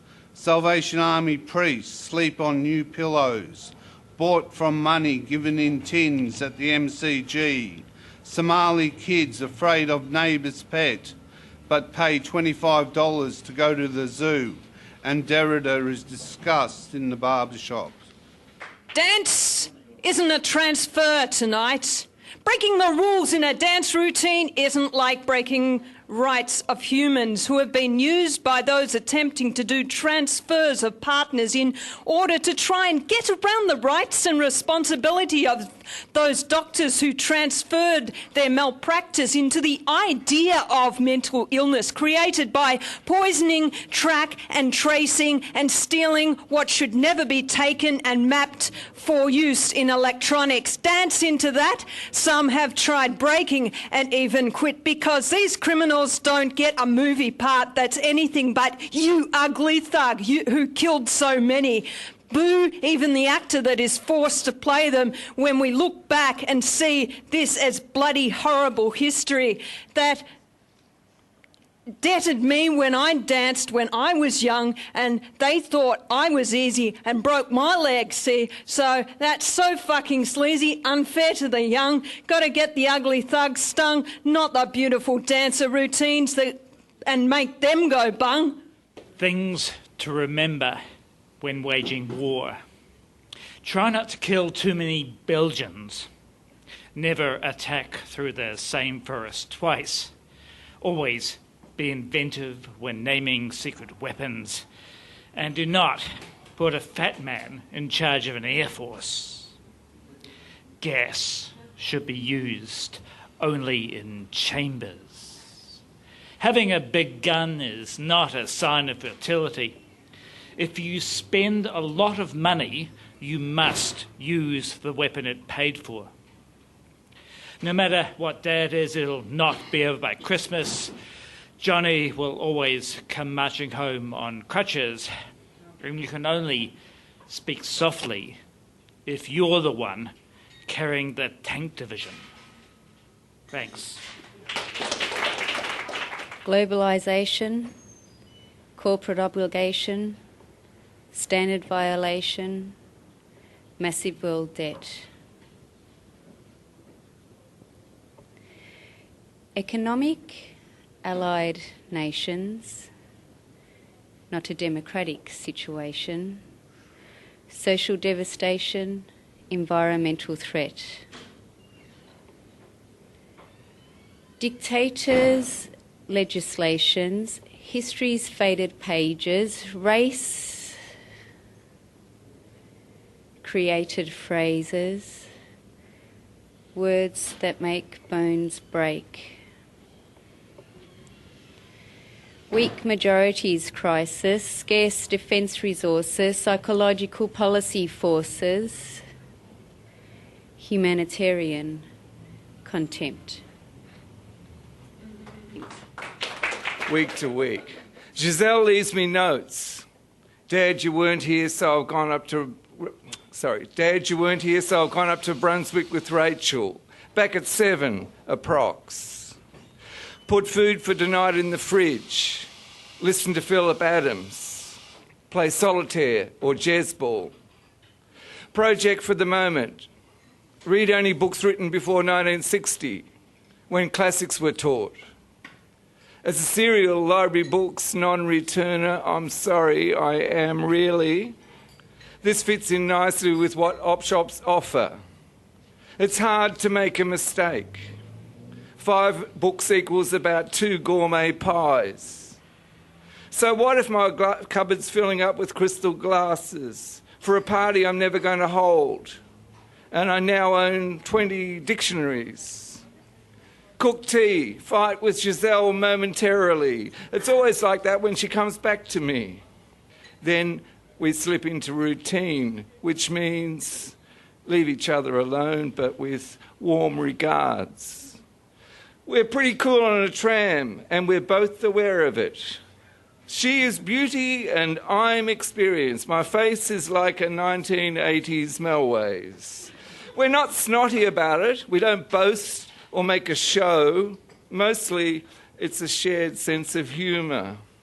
She's chatting on the phone. I play songs over and over on the computer. The TV is running, but nobody's watching. Tomorrow she's going to cost me money. I can feel it in my bones. Neighbour's dog has stopped barking, finally. Light another horizon. $7 a day.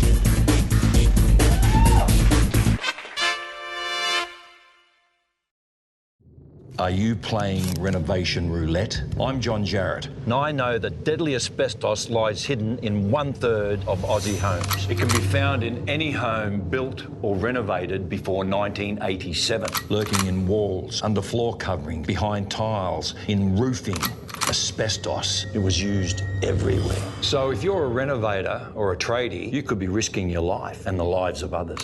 Remember, go slow. Asbestos, it's a no-go. Visit asbestosawareness.com.au to learn what you need to know.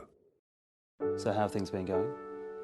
When a young person is diagnosed with cancer, it affects their family, their friends, their entire world.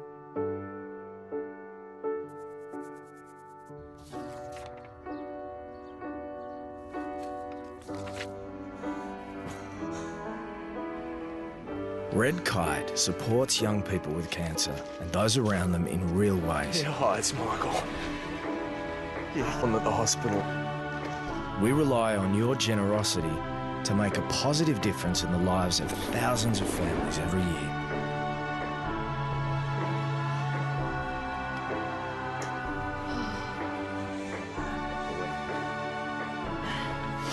We can't always make things better.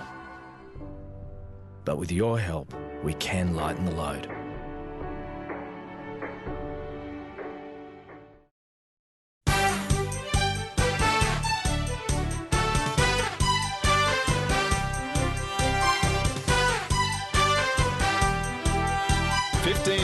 fabulous minutes every week. Meet the famous, the fortunate and the fashionable as Steve and Jacqueline take you to all the events around town. Not to be missed, it's the most fabulous 15 minutes you'll ever see.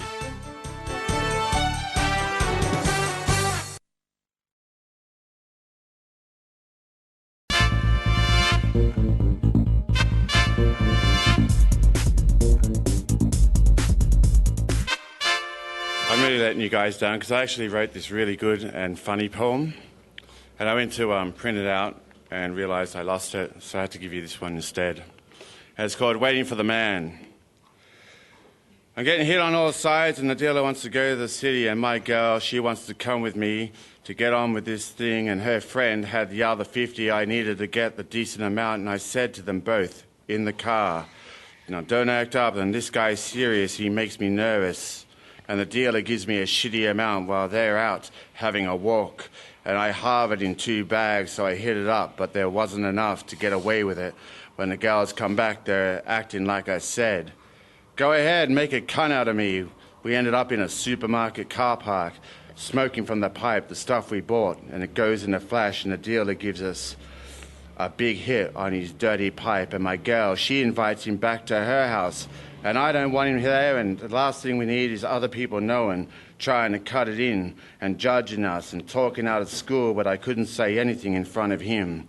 So that's how he ended up in this room, and her friend, my girl's friend, has bought another 200, and all the high hilarity of a savage drunk is in her, and she wants to rave to her ex-boyfriend, and she takes the bag of gear into another room because she says she cannot trust us.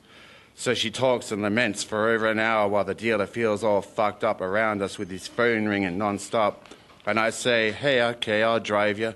And he says, take him to this house. He has to make this deal and he won't be a minute. And while I wait 20 minutes, without a sign or sound from him, his phone is out of battery. And just when I'm about to drive, he comes back and says that I'll make it worth my while if I take him into the city and then out again on the other side, and I'm nervous about how hot as hell my car is with its cracked windshield and its faded retro and bold tyres, but he won't hear it. He's complaining and he can't see the damn thing in the alley and probably gave up more than a G, but it's oh well, because we got to the other place and he'd give me some purest rock in the city, not like that shit he sold us earlier. And someone is at the car window leaning in and talking about the stamped on shit he got from a lot of dollars, and now he's got people ringing up on the jump on, and he wants to know who did it. And the dealer says maybe it's his brother, maybe the supplier mixed up with the bags in a handover, but the guy says no, and he still wants 500 owing after the dealer pays out just over 1,000. And saying some people fucked him on tick, and how about giving up some rock for us in the car, and the guy thinks he's joking. I'm sinking because of this, and I'm thinking I'm wasted these hours for nothing, but the guy pulls out a bag from his balls and picks out a crystal, warning us not to complain. He's got his hands on it and thinks it's his brother, but he can't be found, so I take him to the other side of his town. And the dealer's saying how it all comes down to some other guy coming through, but he's waiting on his man, like everyone's waiting for their man. So we sit in the dark smoking this one rock, and now I'm feeling high, and the dealer says we have to wait for the cocaine, so we wait, and the sun is lighting up all the factories, and they're just going on forever. Thank you. This is an old one. It's called Press Button Woman. Got spy fucked a bit. She was Press Button Woman, someone who would kiss on command. He was the focus of her attentions. All he had to do was say, "Do you love me?" And she would reply, "I am your fan. I even love the smell of your piss after you've been to the can." Her eyes were always on him, her lips ready to respond with the right words of comfort so that they could bond. If he set her to presto, she could clean the kitchen so fast she was a blur. He could even buy a microchip so that pregnancy could occur. Her hair was so long, she sat on it, and bleached so blonde it was transparent. Her breasts so pert and red they stopped cars like traffic lights, and her legs like matchsticks wrapped in a miniskirt. Press Button Woman was there for him, well, whatever he was wanting. No demand was too big, Press Button Woman knew her gig, and he would, in return, make sure that if her buttons got worn out, he would buy more, and so he could give her a pat so she would purr like a cat as she barracked for his football team, giving the best supportive scream. She was there forever, whatever he was wanting. No demand was too big. Press Button Woman knew her gig, and he would treat her like a princess, open every door to her, and into her ear would confess every secret of his business. Unfortunately for him, Press Button Woman had an electronic spy system and stole all his secret recipes his billion-dollar company were hiding, so he went bankrupt. But still in poverty, he bought Press Button Woman new ear wax and nail polish and whatever she might have been wanting, and whispered the secret location of his offshore funds. Thank you. It's about media manipulation and the way they've conned us all through the ages since the printing press. It's called Odyssey. On the 8th of equinox, from beyond our global sphere, appeared an alien paradox through a hole in the atmosphere. Strange that we would believe, how we would accept a credible lie, that the market world does deceive, would the universe allow a hole in the sky? Yet we would discredit a being on his possible quest for survival, expecting refuge on fleeing, expecting something on arrival. When all is said, once its text is read, it's merely a communication of word. What you believe to be true is nothing new. You believe nothing. You believe anything that you've heard. For Thoughts of a Book has another's outlook, so you read between the lines. Information is blurred when information is heard, so you need time to think with your minds. The media lies, makes us hear with our eyes, as our minds have become so lame. Fear of the bomb or fear of God is with fear they make the world so tame. I'll just leave you with a short one. This is not a poem. This is just my pen playing with itself, ejaculating ink. Can't you see that a poem can be a wank?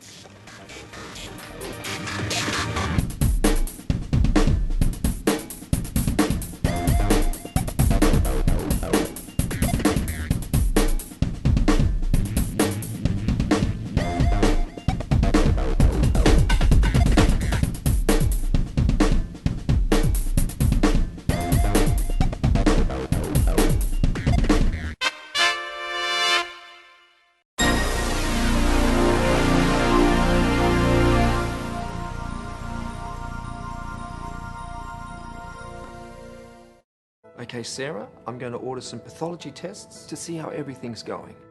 Half the Australian population had a pathology test last year. That's you or someone you love. 100 tests are performed every minute, delivering vital medical information. From the moment you are born, your healthcare depends on pathology tests. 70% of medical decisions rely on information from pathology tests.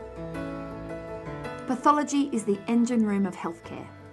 One small sample can reveal millions of insights all about you.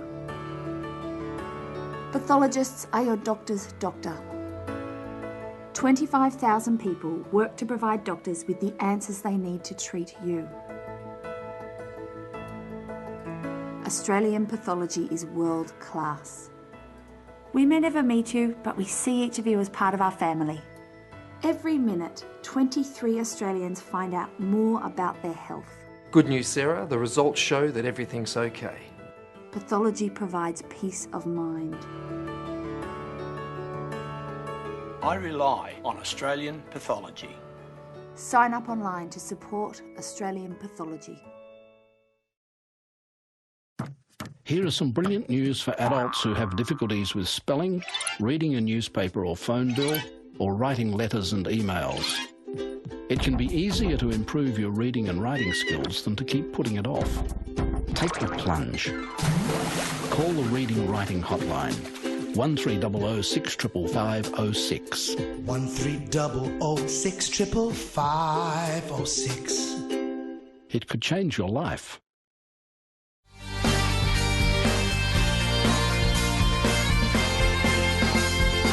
For interesting and informative interviews, join us for NAT Chat Monday nights at 8. Live streamed from Echuca each week, this is MELfeed Video, a different sort of TV. Well, howdy cowboys and cowgirls. We're here in Texas on a ranch.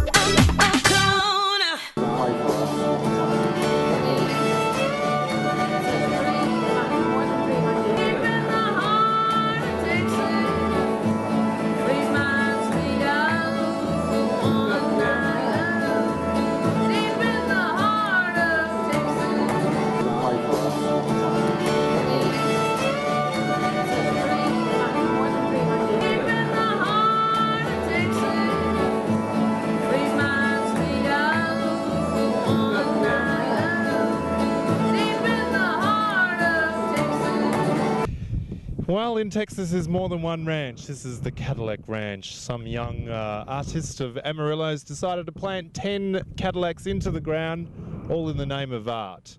You take a look and see what you think, because you can come here and write your name into the back or the front of a Cadillac. It'll be only in for about a year before they paint them white, because that's what they do every year, repaint them. So you'll have to come out here again and rewrite your name out. Why do people do that? Graffiti artists galore. Gotta leave your mark. Here in Texas. But we'll go after this to see a real ranch. The LX Ranch. Join in the car with Dixie. Hello, Dixie. Dixie. The dog. Dixie, say hi. And Miles, the owner of the farm here. Don't forget Rocky the dog. And Rocky the dog, who's got his head stuck out the window. And this is the real ranch down here. And basically, you breed cattle. That's right. We're have a ranch here in the Panhandle of Texas, and we have a cow-calf operation. These are cows right here over to the left. I don't know if Chris will get a chance to show it there. We got some black and black Angus cows here that will be calving probably this spring. And we've got bulls with them now. So, well, how many cows do you have what's your maximum amount of cows you'd have? Well, we've got about 1,500 cows on this ranch. You can have about one cow to every 25 acres, and this year we've had a real dry year, so we hadn't had to be able to run as many cattle as we have in the past. So whenever it's dry and stuff like that, you have to kind of cut your operation down. We've had to sell quite a few cows, and we weaned our calves this year and sold them, which we usually wean them and keep them. So we sold them this year rather than wean them and keep them. So just on account of like we had when we get our calves and wean our calves, we always pregnancy test our cows, and usually 5 or 10% of the cows is all that's not bred. And this year we had like 40% of the cows that weren't bred. So that's, in a situation like that, we feel like the drought had something to do with it. I don't know if Chris can get a shot of these, but Chris, here's some cows right here. These are all black Angus and black Angus Hereford cross, and then we'll breed them to a Charolais bull. You'll get kind of a smoky looking, white looking calf. It's probably the best calf as far as I'm concerned. I like that calf better than any calf on the ranch, and they do well. So your main purpose is just to breed them, fatten them up, and then send them off to the next process, which is the slaughterhouse. Well, we had to change our operation this year. Normally, when we do we kind of go from the womb to the tomb, so to speak, because we breed them, and then we raise them here on the ranch. Then we wean them off their mothers at about 450 or 500 pounds, and then put them on grass during the summer or through the winter. and get them up to where they weigh 6.5 or 700 pounds, and then we take them to the feedlot, and we actually own them through the feedlot, and then we sell them at the feedlot and sell them to a packer. Then the packer takes them and sells them to the grocery stores, and then they send them to Australian people like you eat them for. We have them down under. Sure, it's possible. You've got a lot of beef down there too. So. I mean, America's a pretty big beef country in general. Do you eat your own cow? Have you ever eaten your own cow, or do you know if you've eaten your own cow? Well, I'll tell you what we do. Sometimes when we put the cattle in the feedlot, and then when they get ready to go to slaughter, we will go out there and pick one out, and that one will be. We'll let the cowboys, and the cowboys work here for me. We give them, each one of them, all the meat they can want. That's part of their compensation. That's part of their salary. So we give each one of them all the beef that they can have for a year, and then when they get low, we'll slaughter one, and that's kind of the process we do there. So also you got a bit of a delicacy here as well. It's balls. Cow's fry? Say that again? Balls. Oh, okay, talking about calf fries, yeah. Calf fries. Right. Now this is like you castrate the bull and you eat the little... But you castrate a calf, which is called a bull calf, but they're small. And then, like they weigh 200, 250 pounds when you do that. You don't want to castrate a great big old bull. You castrate a little bull calf. Why not an old bull weigh a young bull? Well, I'm just saying that's what you do.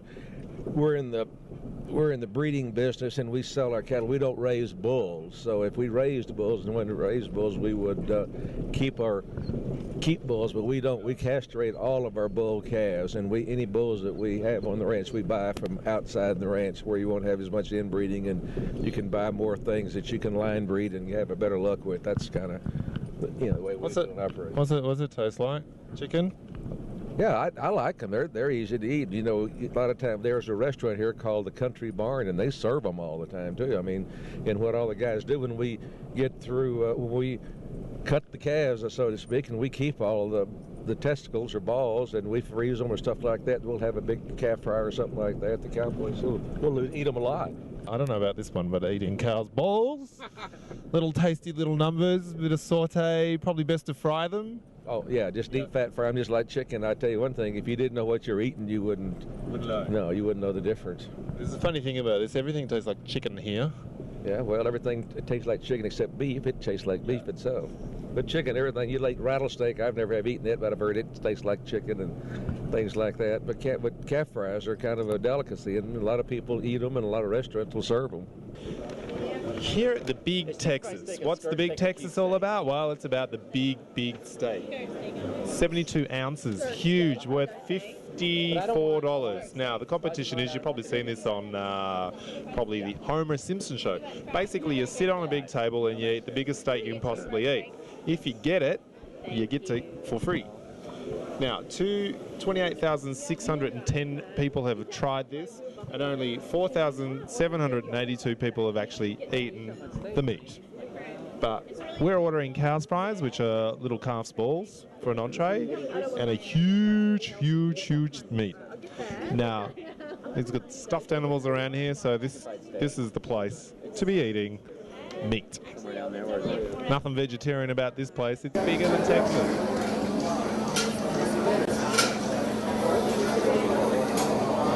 We got someone here at the Big hankering for chicken fried steak. Chicken fried steak. Mm-hmm. Now, where are you from? I'm from Wichita Falls, Texas. Fantastic. And what brings you to the Big Texas? Well, the Big Texan, of course. Okay. You can't go wrong with that. Now, why aren't you eating the big steak?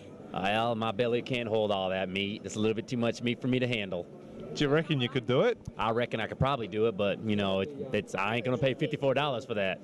Well, if you eat it all with the mash, you got to eat the mash, and you got to eat the salad, and you got to eat the potato, and you got to eat the bun. You could probably do it. Actually, you're probably correct, sir, but I'm just not going to go that route tonight. No? Nope. Well, there you have it. Bigger than Texas, but this one is littler than Alabama. I want to give a shout out to my horse, Crazy Boy. See you soon.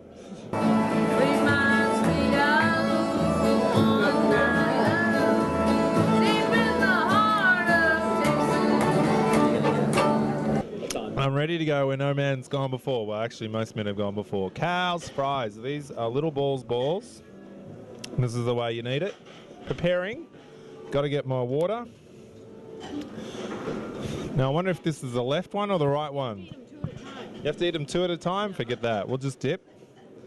I think the sauce is the key. Okay.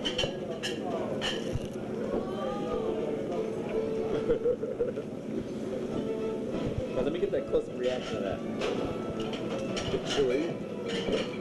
Yeah, a little bit chewy. Well, they're chewy. And it kind of tastes like chicken. Yeah, well. Kind of. It's really gristly. Yours is? Oh. Which one's in this? I'm not really sure about the Carl's fries, Carl's balls. They're kind of hard to swallow. Oh. Now, how hard is it to run a ranch of this size? Well, you're kind of. It's difficult because you're betting on a lot of things you don't have any control over. You're betting on the weather, you're betting on the markets, you're betting on the health of the cattle, you're betting on the ability to have cowboys that you have faith and trust in. And luckily, I've got a foreman, a boy named Dave Vanderts, who's worked for me for 25 years, and he's the two things I like in someone who works for me. I like someone who's honest and self-driven, and he's definitely both of those. And so I turned the ranch over to him. He's actually the operations manager. He's been doing that now for like last 8 or 10 years. I did it for up till, I guess 8 or 10 years ago. I still help and work with them, but I don't get up every morning at 5 or 6 o'clock and go work with them. I'll bring them donuts or... Heck no. Who wants to get up at 5 every morning? We've tried that going fishing, it didn't work. We're actually going to go horse riding and meet some of the cowboys and settle up the horses and hit the range. See you out there.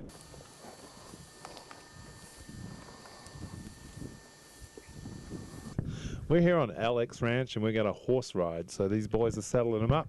We're going to take a nice trip. And we're actually going to later on go shooting and hunting and fishing and everything else you can do on a ranch.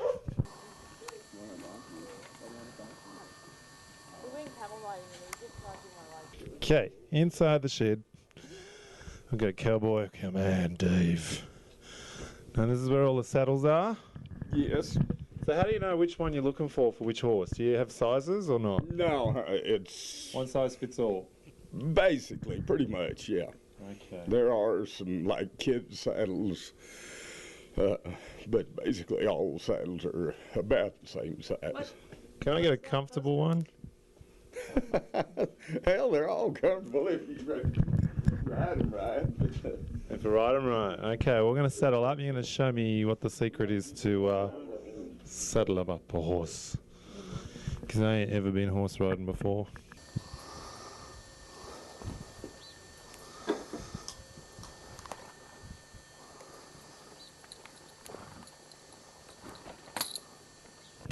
Pretty dusty work, this stuff.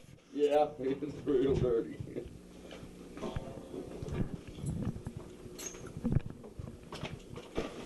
How much does one of these weigh? Are they heavy? About 70 pounds. That's heavy. Now, that's a kid saddle. That's a kid saddle. Yeah, that's my son's saddle. Now you can That's huge. feel that one. Oh, can you put that one back? Yeah. That's the one I ride every day. This is the one you ride.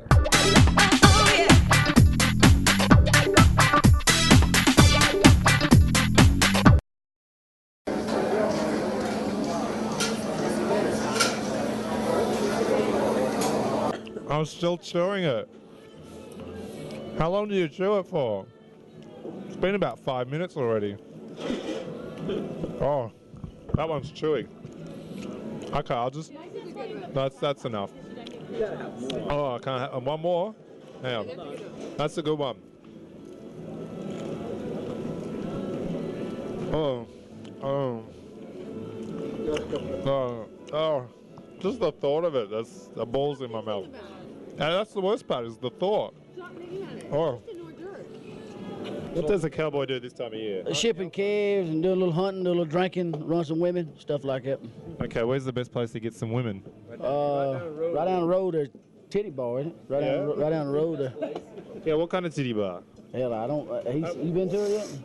You sound like the expert. I think we have to go. I've never been, but I'm ready for a new experience. You ain't never been. Never been. Oh man, you're missing out. Yeah? You've been here 2 weeks. 2 weeks. Well, 2 weeks. I've been here a week. A man comes, been here 2 days. He's already been. He's been. Yeah, but what are the Texas women like? Better than Colorado women. Yeah. Why? What's the difference? Well, you go to Colorado, look around, and come here and look around. So you're a bit of a Hooters man or a what? A legs man? Both. Both. Yeah. Now I find you go to LA and they're all plastic. They're all fake. You get any of? Yeah. First stop was LA. Oh yeah. Did you get any of those down here? I don't know. I ain't never met. Real women down here. Yes, real women. So what did you eat here today? What did you have? Chicken fried steak. Chicken fried steak. Why not the big steak? Is it good? Do I look like a man eat a big steak? I reckon you could. Did you know a 14-year-old boy ate it once? No, I didn't know that. Yeah, read the menu. It's all on there. Well, you're all going. I'm going to let you go. Enjoy your day. You going to the titty bar now, yeah? Yeah. Yeah? You gotta go back. You gotta go down there. Yeah, I might see you down there. Don't get too drunk, yeah? You allowed to drink at the titty bar? Oh, yeah. Oh, yeah. Some you aren't. That's all. I'm not too, We are actually going to one. I don't know. Been to one. See, you told me you ain't never been. I can't film them. That's the problem. Oh, your old lady's going to see the film, huh? Yeah. No, we'd like to see that. We'll go chuck it on a horse. Got to watch out for the cow dung, horse dung, sheep dung, goat dung, dog dung, and dung. Okay, you got the blanket on? What's the reason for the blanket? Well, to keep from making the horse's back sore. It's just padding. A little bit of padding. So the horse's back won't get sore when you ride them. And it wouldn't get sore with a heavy 70-pound... Yeah.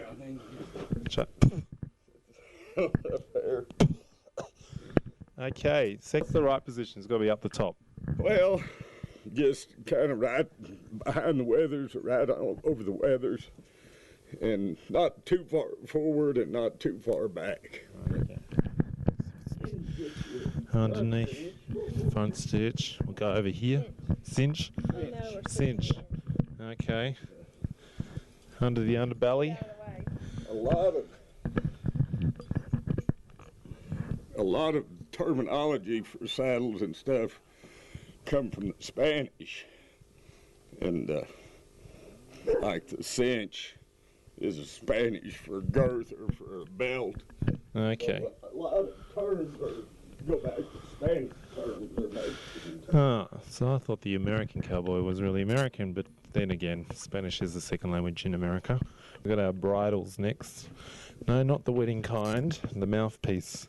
Something like out of an orthodontist coming through. I'm scared these things are going to buck me. Okay. Now, we're putting this on. Right. Do they hate this or what? No, they don't particularly enjoy it, but they don't hate it. I mean, how long does it take to train a horse to get used to something like this? Damn so. Oh, really? Yeah. Because I wouldn't want to be holding this metal piece in my mouth. No. The next thing I got to learn is to get up on a horse. That's going to be tricky once you main all those. And probably learn some looping things, I reckon. So I got my own little microphone loop. Yeah. Now the ropes are pretty, wow, that's like wire. Yeah, they're different. They got wire in it. Stiffnesses now. See, this is it's just braided together nylon.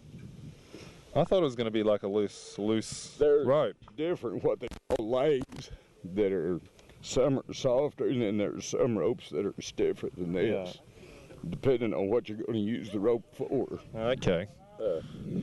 This is kind of a medium lay rope. This would be a rope that you would use to rope the horns with. Oh, okay, so you go mainly when you're roping, you look at the horns. You're going for the horns, not the neck?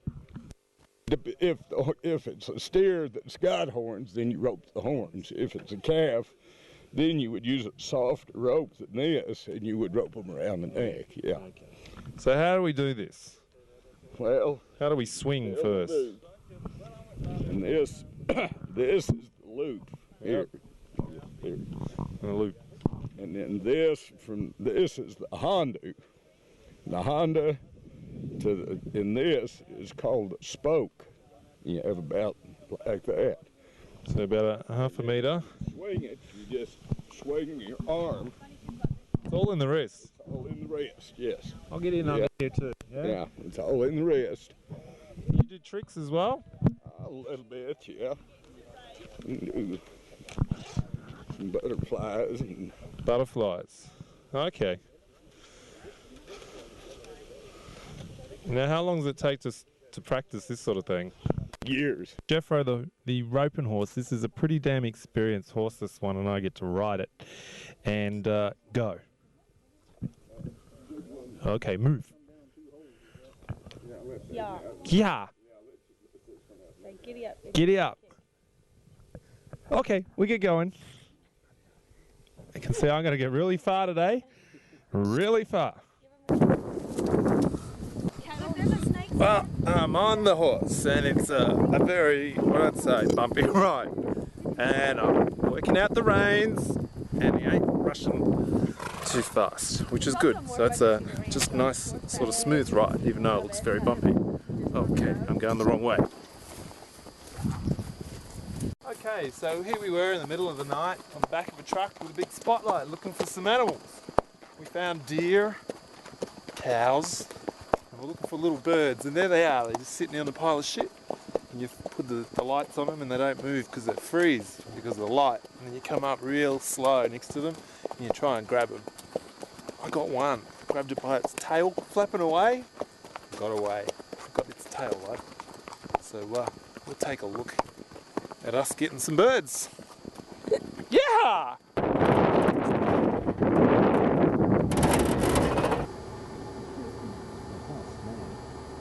It's moving. Did it move?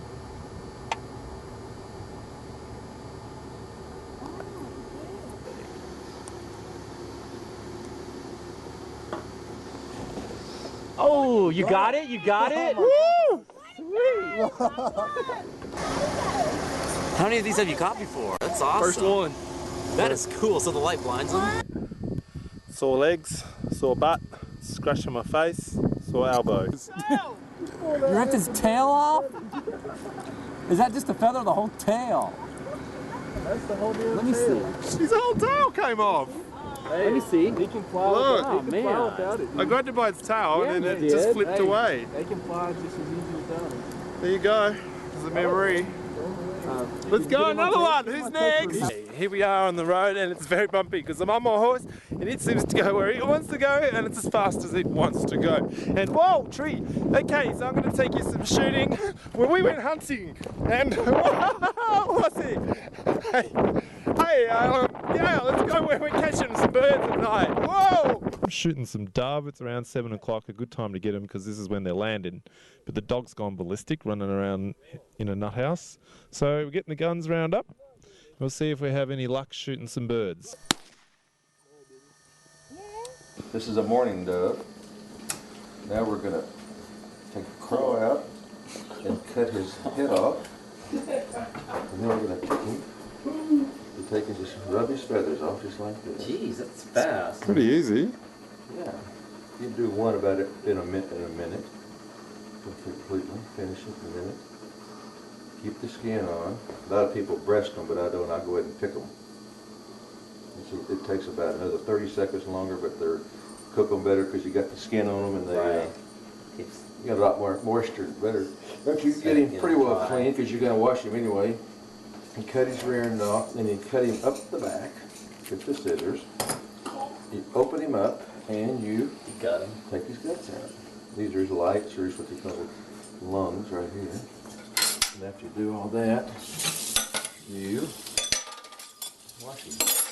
It's real easy to do one, because usually if we go hunting, the limit's 15. So if there's been 5 of us, we'd have had like 75 doves out there. So if we'd have gone hunting earlier, we'd have had a lot more birds. You kind of clean this stuff out and get him cleaned up. And this is pretty good close to what you call the finished product. And morning or afternoon? Okay. Taking all the feathers and stuff off. Okay, that's the finished product. And you take the dove and you can deep fat fry him or put him on a grill or whatever. However you like to cook them, or you cook them You either bake them or whatever. I like to fry them. I like just like chicken. Put them in flour, salt and pepper, shake them up, fry them like fried chicken. This is what the cowboys do when they got nothing better to do, or is this got a purpose? Oh, we're just getting ready for the ranch rodeos around. Just practicing mainly. So what's the difference between a ranch rodeo and a rodeo? Well, the ranch rodeo, they do stuff the ranch way. They have ranch events like we do on everyday life out here. Ranch bronc riding and cow milking, branding, stuff like that.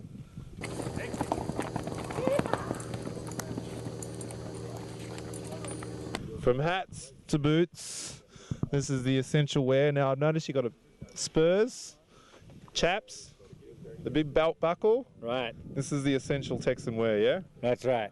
And how many outfits do you usually have? One? 2 at the most. 2 at the most? That's right. What, you wash monthly? Every other month. Some of the terminology here. What are some of the terms? Power painting. Power paint a cow, you run your hand up her ass and feel a little deal in there and see if she's got a calf in her or not. And if she doesn't, you put a mark on her and put her in one pen. If she's bred, you put her in another pen. You stick your hand where? Up her ass. Up her ass? That's right. Can we get that on video? Can you do a demonstration for us? No, I can't do it. Dave's the only one that can do that. What's the trick to lassoing? How do you do it? Oh, just lots of practice. Rotate your wrist. Can you do that like around yourself and up and over and all that sort of stuff? I can't do that. None of those tricks? No, I can't do them. I didn't think this could happen in Toowoomba. And then I saw it on TV that night. It really opened my eyes. Whenever the community comes to us and says we need your help, we do whatever we can to assist. It is a great feeling to be able to help your neighbours, to be able to help your community. Each Lions member and each Lions club in different parts of the country, we're totally different. But we have core values that are the same. They remain the same for any Lions member and any Lions club anywhere in not just Australia but around the world. Anything that you can think of that you want to do and support and help, Lions are doing it right now somewhere in this world. I think Lions need to tell their story. They need to let people know the amazing things that they do. The 3 major streams that we have in Lions are the community service that we do for the public, health and medical research, and the disaster relief. We're out there to help people. If you love helping people, get out and help. Join a Lions Club.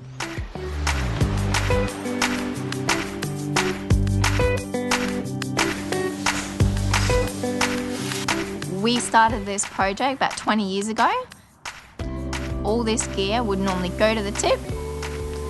We recycle it and give it to someone less fortunate and where it is needed in the world.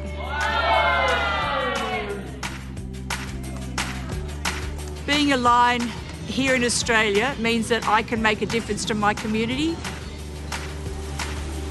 But most importantly, it's inspiring other people to get out and be part of their community and make it a safer and a much happier and better place to live.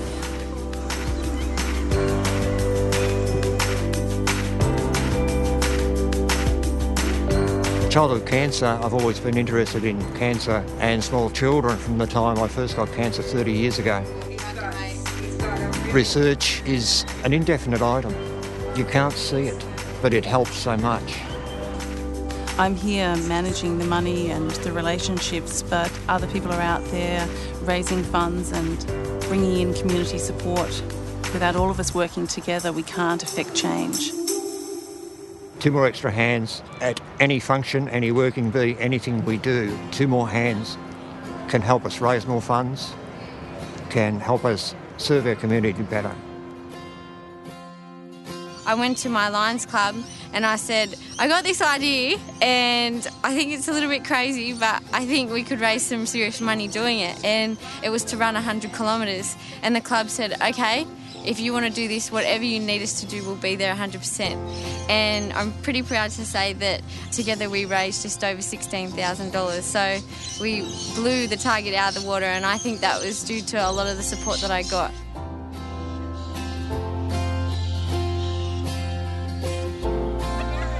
through my leadership training and all that, I've learned about thinking global and acting local, and Lions Club is definitely that kind of thing. They act within their communities, but the money that they raise can often end up in any corner of the world.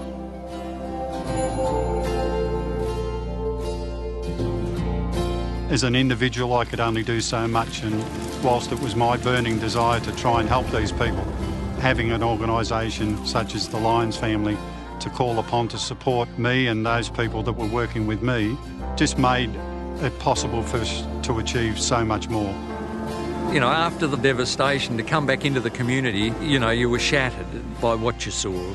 You know, no police station, no post office, no petrol station, you know, no kindergarten. There was nothing here. And all that water with an unstoppable. I don't know that I've ever seen as much as arrived.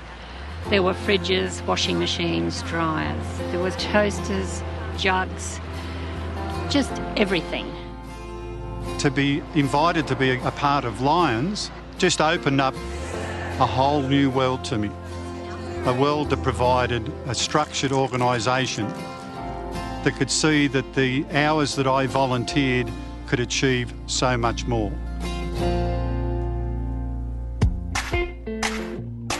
I think Lions is a wonderful organisation. The people in it have charity in their hearts. I can go anywhere in this country, see somebody with a Lions badge, walk up to them and say good day. You got a friend. Never once in my life had I had a group of people where I could go to, say anything, and know that no matter what, they would be there, they would stand by me. It's the family.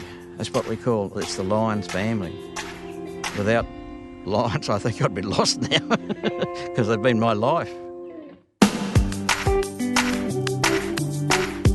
We work hard, but the most important thing is we have fun. The fellowship of all the members of the club, the broader community, it's just a tremendous organisation to belong to. You know, I'll be here till I die. It is extremely rewarding and gratifying to be a part of an organisation that can spread its support so far and wide. More members means more hands, means more support to the community. I would encourage everyone just to give it a go and see if it is for them, because the return that you get for giving to others is amazing. Get out there, do something wonderful, be part of this fantastic organisation.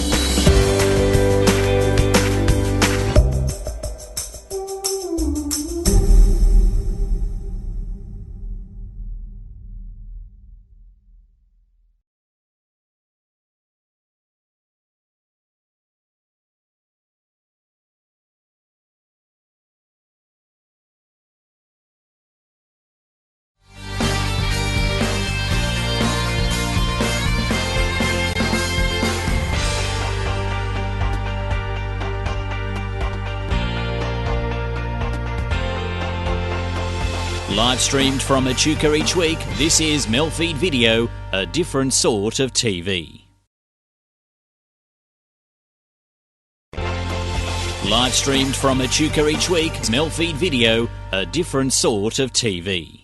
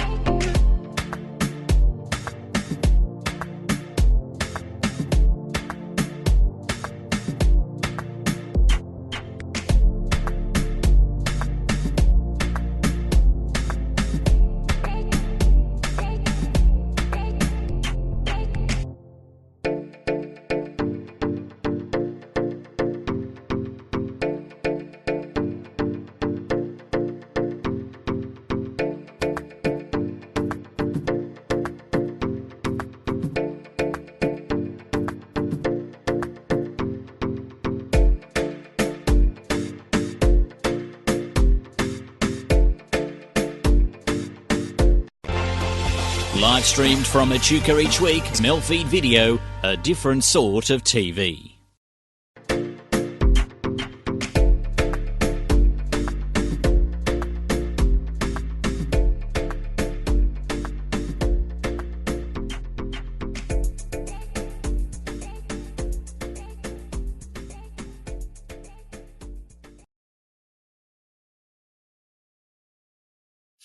They say there's a chance I could die in a car crash, maybe even from heart disease, maybe even skin cancer. I could die in a work-related accident, or I could die in a fight. The fact is, the biggest cause of death for men in my age group is suicide. Please don't let this happen to me. You can do something. Lifeline believes that suicide is mostly preventable. Help us save lives. Find out what you can do at lifeline.org.au. MELfeed.video is about to close operations for tonight, but we'll be back with you next Monday evening. In the meantime, here is a selection of programs that will be seen on our next scheduled web stream. You're welcome to visit our website at MELfeed.video for further details of this project. Until next time, from all of us here at MELfeed.video, we wish you a very good night.